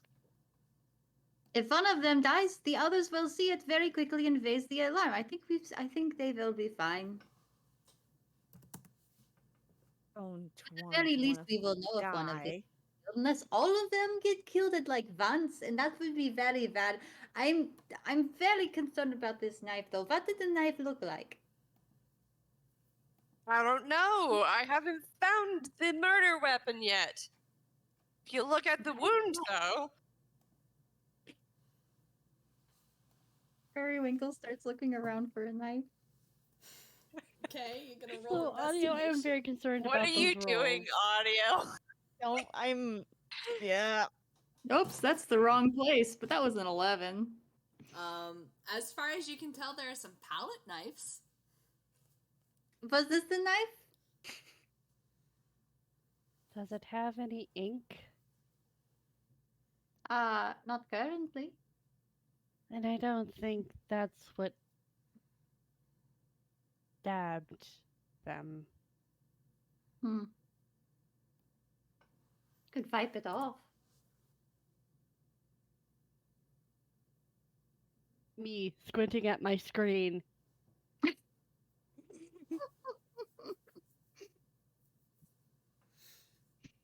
You know, I'm going to check on the guests then.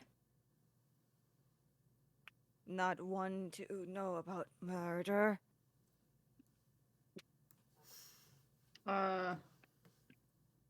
Periwinkle glances at Bon.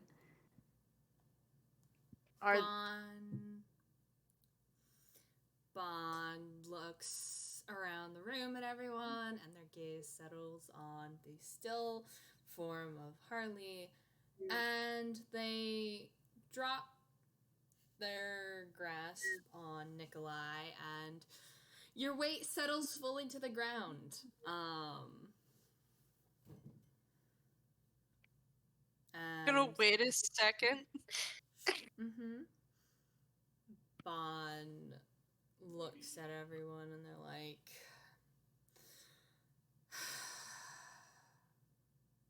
as far as we know, it could have been a wide pool of people. However, Squeaky Sneakers over here. Don't even have shoes on. And you call me out like that. Although it is deserved, because I am not very sneaky. Not as sneaky as I could be.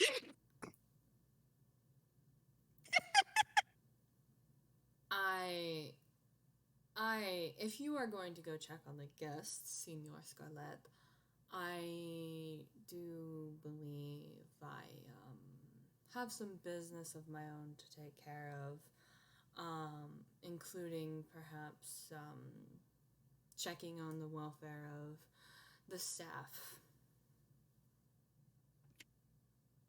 Yes.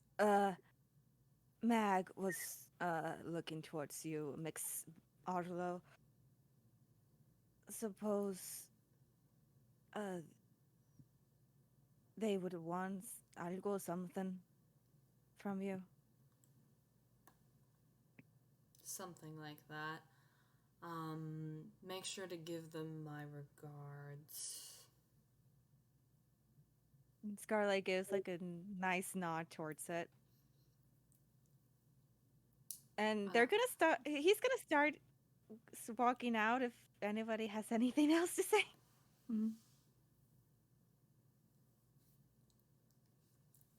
Are the rest of you gonna split up? Terry. Oh, go ahead. Sorry, that was me going, mind empty. Don't know what. Well, Elise, just depending on. Okay, Nikolai Periwinkle, you think for a sec. Elise, you have the chance to go steal. You could go to the kitchen and go steal silverware or something. You have the opportunity to go unchecked. Bon is not keeping their eye on you for once. So weigh that in your mind a moment. Nikolai Periwinkle, what about you two? Periwinkle,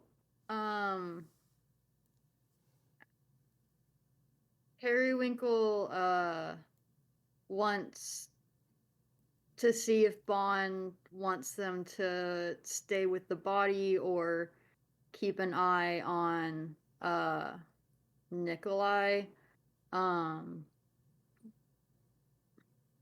Nikolai is going to predictably just try to get out of Bond's grasp. That's the first step. Well, thankfully they let you go, so step 1 complete. Step 2 is to attempt to stealth, because I want to know where the other passageways lead, because what if the killer knew about them and that's how they got into the room? Wouldn't that be interesting? Mm-hmm. Go ahead and roll stealth. Yep. And Periwinkle, if you're keeping an eye on the floating bow tie, roll perception. Periwinkle is very much keeping an eye on the floating bow tie. If it ends up lower than your passive, we'll go ahead with your passive. 23. I got a natural 20. Gosh. Periwinkle, feel free to flip out if you want, but the floating bow tie and wet cigarette disappear. Periwinkle swears an infernal. It's like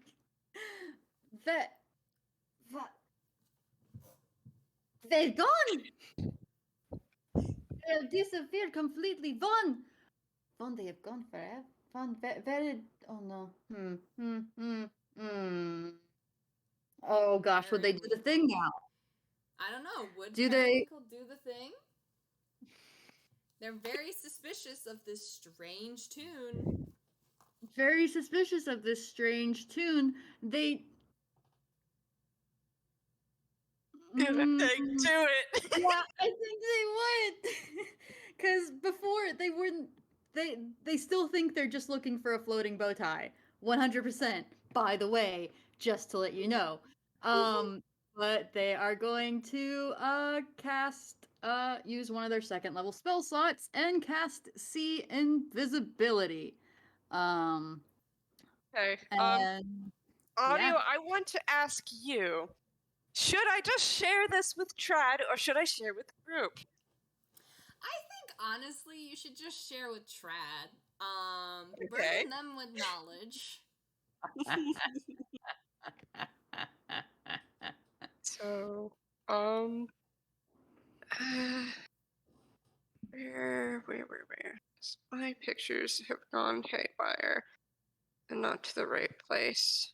There it is. So with those two momentarily distracted, Elise, darling Elise. I think she is going to sneak off to the kitchens and snoop around and maybe have some sticky finger moments. Amazing. Go ahead and roll me stealth, sweetheart. Mm-hmm. Mainly because while they're distracted and Scarlett's heading on his own way, it's, just how smoothly you get from A to B. Hold on. I do actually have to edit it so it's easier because... That was a 13. Well, it's not amazing. I mean, Nikolai certainly doesn't notice you because I know his passive off the top of my head because it sucks. Periwinkle doesn't notice. And neither does Scarlett. But Bond does. But Bond apparently chooses to let you go. Yep. Just very much the very cartoonish kind of sneak creep, kind of like the tippy toe stealth walk away. Yep. That's very obvious that you're being all sneaky and stuff when you're actually paying attention. Yep. So you and Scarlett head down the hallway while Bon and Periwinkle and Noir are having their cowboy showdown of Periwinkle being very sus of Nikolai, presumably you pass Scarlett and head towards the kitchen as Scarlett heads back to the ballroom. And Scarlett, as you re-enter the ballroom, Blair and Howl are in deep conversation with a approximately Nikolai / Periwinkle sized Toon owl who wasn't there originally, but they're very animately talking, and all of them, as you notice, have owl feathers. The other guests, are sort of still hanging in their corner. It appears like the frog prince appears to be nursing some sort of wounded pride. And one of the Thornbury family members, the lounging dude who wasn't really interacting with any of the others, kind of has a smarmy grin on his face. And two of the other adults are missing, including Mag's mother. Is Mag still there? Yes, Mag is still there. She keeps glancing over to where the Toon owl is and clutching her book to her chest.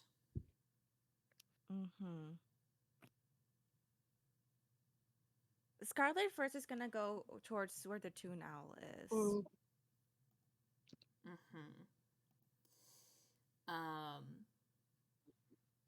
Well, really quick, what was that roll for, Trad? Arcana. Right? Arcana. Because I told Trad that history will not get Periwinkle anything because Periwinkle has never been to Eveningtide Glen. Amazing. You two are doing your own funky thing. I'm so proud. So we'll poke that purple-sized teddy bear in a second.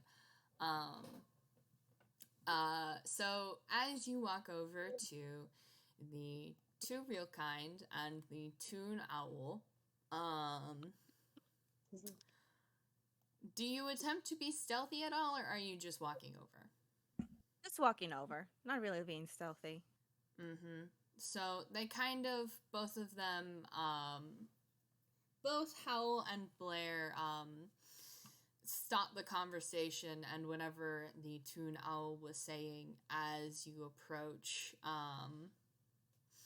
and Howl kind of gives you a clear, unimpressed sort of once-over, as he gruffly is like, can I help you? See, do you know what's been happening around here? I been trying to, are you that help with anything, if there's anything any of you need? To your slight surprise, one could guess, the small Toon owl turns to you, and she's clutching a manila folder in her hands, and it has like almost holes in it from where her talons have like slightly gone through and punched holes in it from like clear stress. No. It's she's like, if you could, perhaps I have some paperwork that was left in the library. I don't upstairs, and I really need that paperwork. It's very, very critical, especially considering what's happened. I'm Morticia Screech. It's a pleasure to make your acquaintance. And she raises a hand for you to shake. Scarlett smiles and just nods. Goes, grabs her hand and just like kind of gestures over and bends down and kind of kisses it gently. Like, more of a like respectful gesture than anything. Amazing. you get some like owly screechy squeaks. And she takes her hand back and kind of flutters it around her chest, and she's like, yes. And like Soy behind Senor her, Scarlett. yeah, amazing. Like she's like stuttering, and there's like it's partly out of flusterment now too, and like over her head you can see the other two, like Blair's doing it more fondly, but there's like Hal looks very clearly exasperated at you both, and Blair thinks this is hilarious. Scarlett's being respectful. Mhm.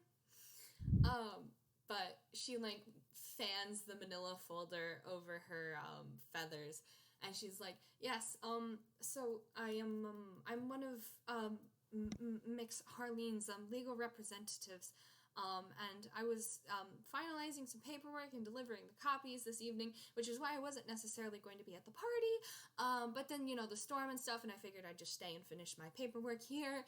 And then everything happened, and I didn't even know what was going on because I came down late, and I didn't know the door, it was just shut. And, yes, I think I need to sit down. And she kind of, like, just plops into a chair heavily next to, Blair, and just kind of like wipes her forehead as Blair like gently like pats her and like stuff. Scarlett gives like a good nod and like, I'll be sure to try and get that for you then. Thank you so much. Thank you so much. It should be in a folder kind of like this one, and it's appropriately labeled and everything. It has to do with the legal. It's confidential. It's a bit confidential. Very well. I will go grab it then if you so need. Mm-hmm. Scarlett kind of like turns over to the other two Reelkind. It's just like, could you keep an eye on the guests here, please? Hal kind of like rolls his eyes, and like from behind his like back on his belt, he pulls out something that unfolds into like a giant ass sword.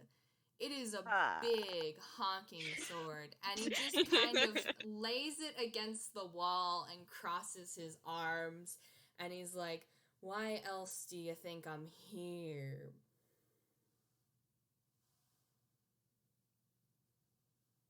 Completamente okay. Understood, noted. Kind of just glances at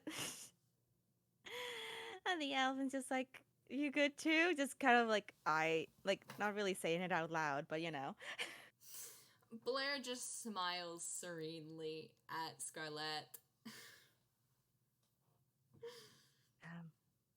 All right. If you would be so kind to just keep an extra eye on the teenager there, Mag. I think she's also very nervous. And Morticia pipes up, and she's like, yes, Mag is one of my interns, at my family's business. Recently her mother called her away. It's a whole thing. Yes, I will keep a very, very close eye on Mag. Don't worry. Thank you. Please send them my regards. And Morticia nods very, very, like, seriously, and her feathers kind of floof with it. Oh my god. Oh my god. Scarlett just gives just a very nice smile and then kind of like swirls around to start heading towards. No, first stops and then turns back. Is like, where is the library? Up the stairs. It's the very first door. It's very fancy doors. It's the wooden ones all carved. You can't miss it. It's right up the stairs again. All right. Thank you very much, Senora. And just starts heading out. Just gives a bow and starts heading out. Amazing, amazing. So we're gonna cut really quick back to the fucking room because you guys have been rolling. Yeah. Okay. So, do you I guess wanna I'm going to explain offer it to me- Periwinkle. How is Periwinkle reacting to what's going on? Trad, you muted. Trad our Trad! I'm unmuted now. Hooray! So as soon as the bow tie and cigarette disappeared from view, Periwinkle was shocked and surprised, and then they cast see invisibility. They saw something. They immediately connected that yes, this was just the talking bow tie. The bow tie itself wasn't talking. There's a thing under it. And they see Nikolai trying to sneak in behind the painting they were at earlier, and try and grab at them. But roll a 7, so And I rolled a 14, so Nikolai slips out of Periwinkle's grasp.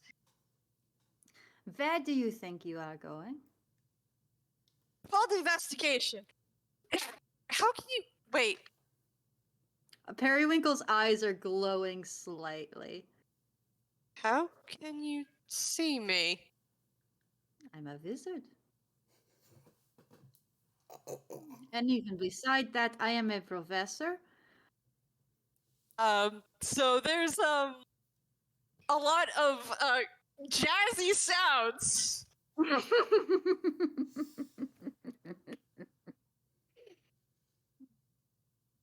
Vaughn, do you want this one sneaking off?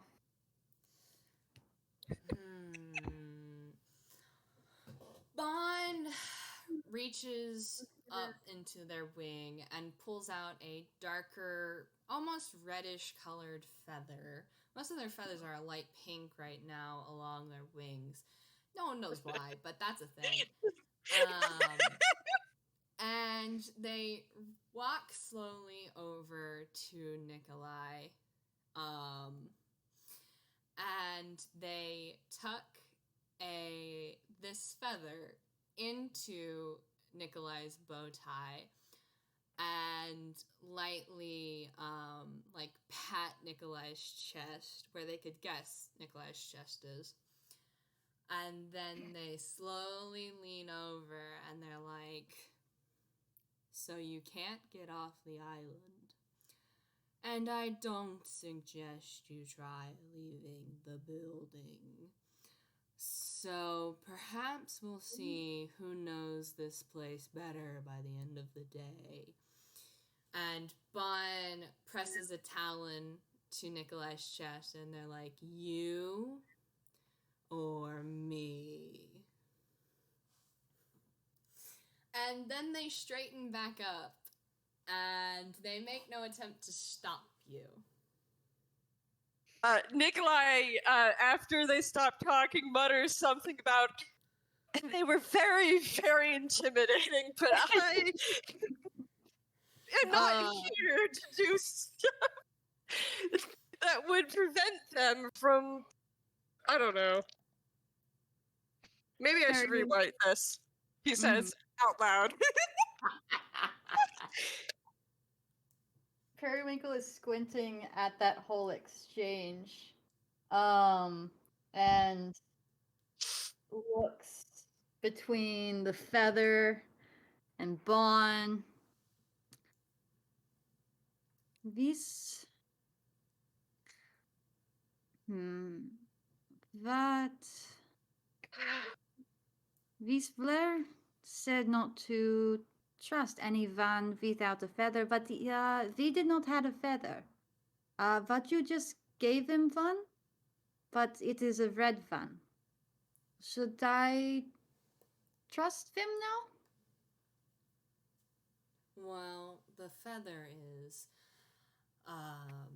Nicky here can run and hide all he wants. can find him now. So these are some sort of tracking? It's a bit complicated. Periwinkle is going to examine their feather, and they're rolling Arcana, and that's not a very good roll, Periwinkle. Can I argue advantage since this is a thing? Sure, you can. Sweet.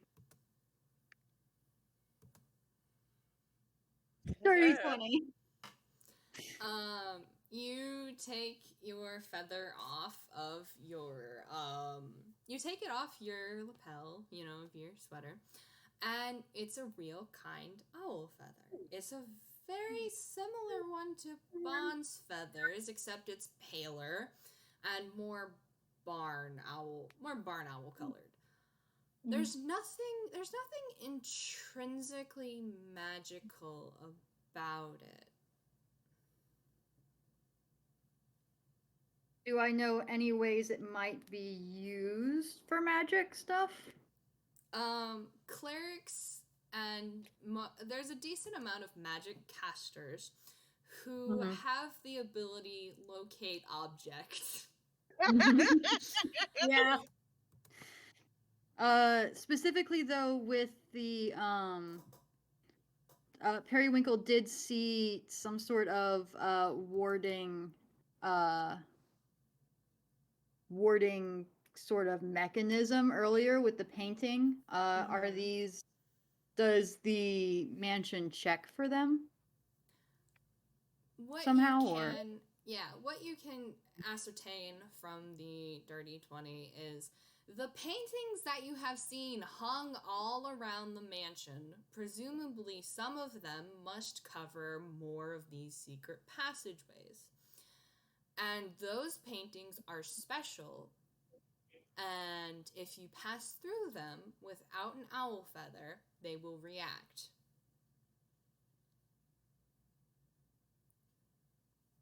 Periwinkle makes considering hum. Would you like me to accompany our mutual our guest, Nikolai, while he goes about his business? I think out of all of us, you seem to be the most qualified.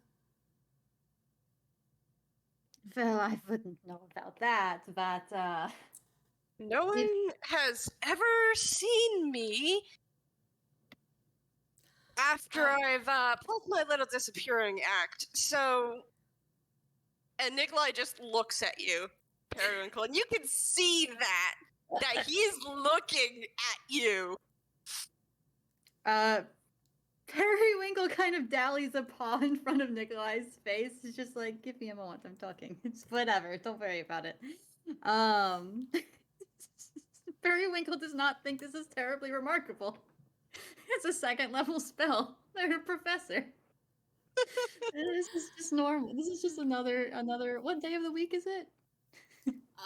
It's a weekend, so it's Saturday. It's a normal Saturday. Kind of a weird Saturday, but otherwise normal. They nod to Bon.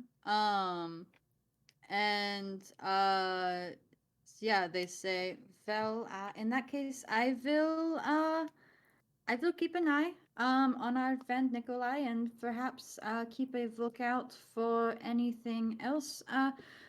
If you get a chance, would you mind letting Miss Blair know where I am going? I do not want her to worry. Bond nods, and they're like, I'll be sure whenever I go and check on everyone else to inform Blair. Okay. And Periwinkle sticks out their paw again. Bond reaches over and they take it. Periwinkle gives it a very firm shake and a nod. And they turn back to Nikolai. It's like a regular shake. Their paw is a bit stronger than you might expect it to be.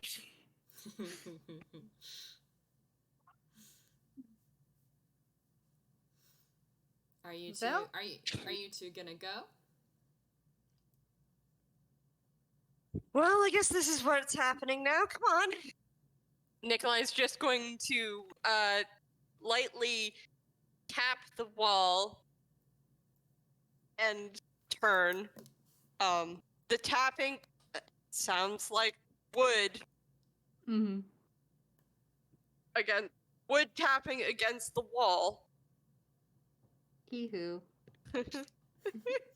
And Bon leaves the room after touching and closing Harley's eyes for a final time. And we're going to cut for our very last scene to Elise.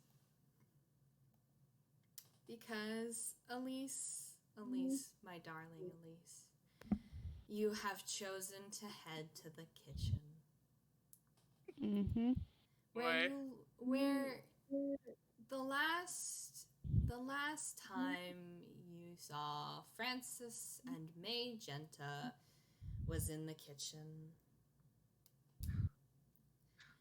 And you head to the kitchen with full thievery intent in your mind. And as you creep in, you find that even if you had been not stealthy at all, it doesn't matter. Because you open the door to the kitchen and it's quiet. There's no singing or the sound of knives being sharpened or even Francis's berating tone. Curious, one must think, as you walk deeper into the kitchen.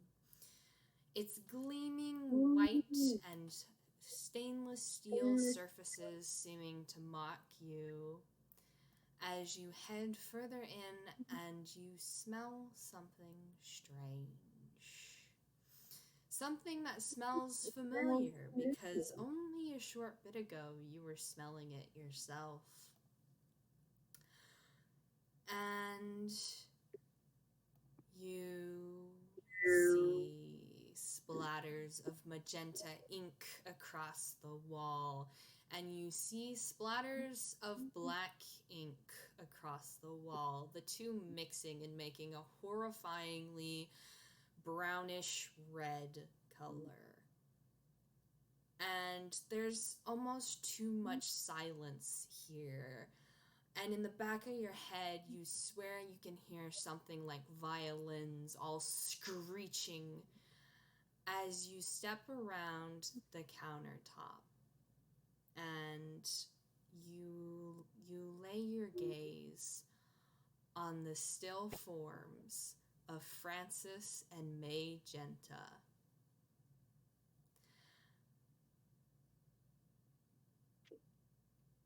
Just rolling whiz. That was a 17 plus 2. Thankfully, She you don't scream. She does let out a rather big cloud of Grolix, though, because, well, beep. And the camera goes black. And we will return and hopefully find out who's been killing everyone and why they've been killing everyone. Preferably before anyone else dies. Boy, oh boy, oh boy, oh. That was really good audio. It was Thank good. you all for coming to part 1 of Bloody Thorns. Thank you all for playing. Yes! Everyone say your final words and goodbyes to the recording. Bye! Thank you for listening. Farewell. And I didn't know it now, but things were about to get a lot worse.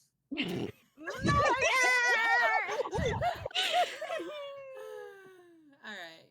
Bye-bye. Bye.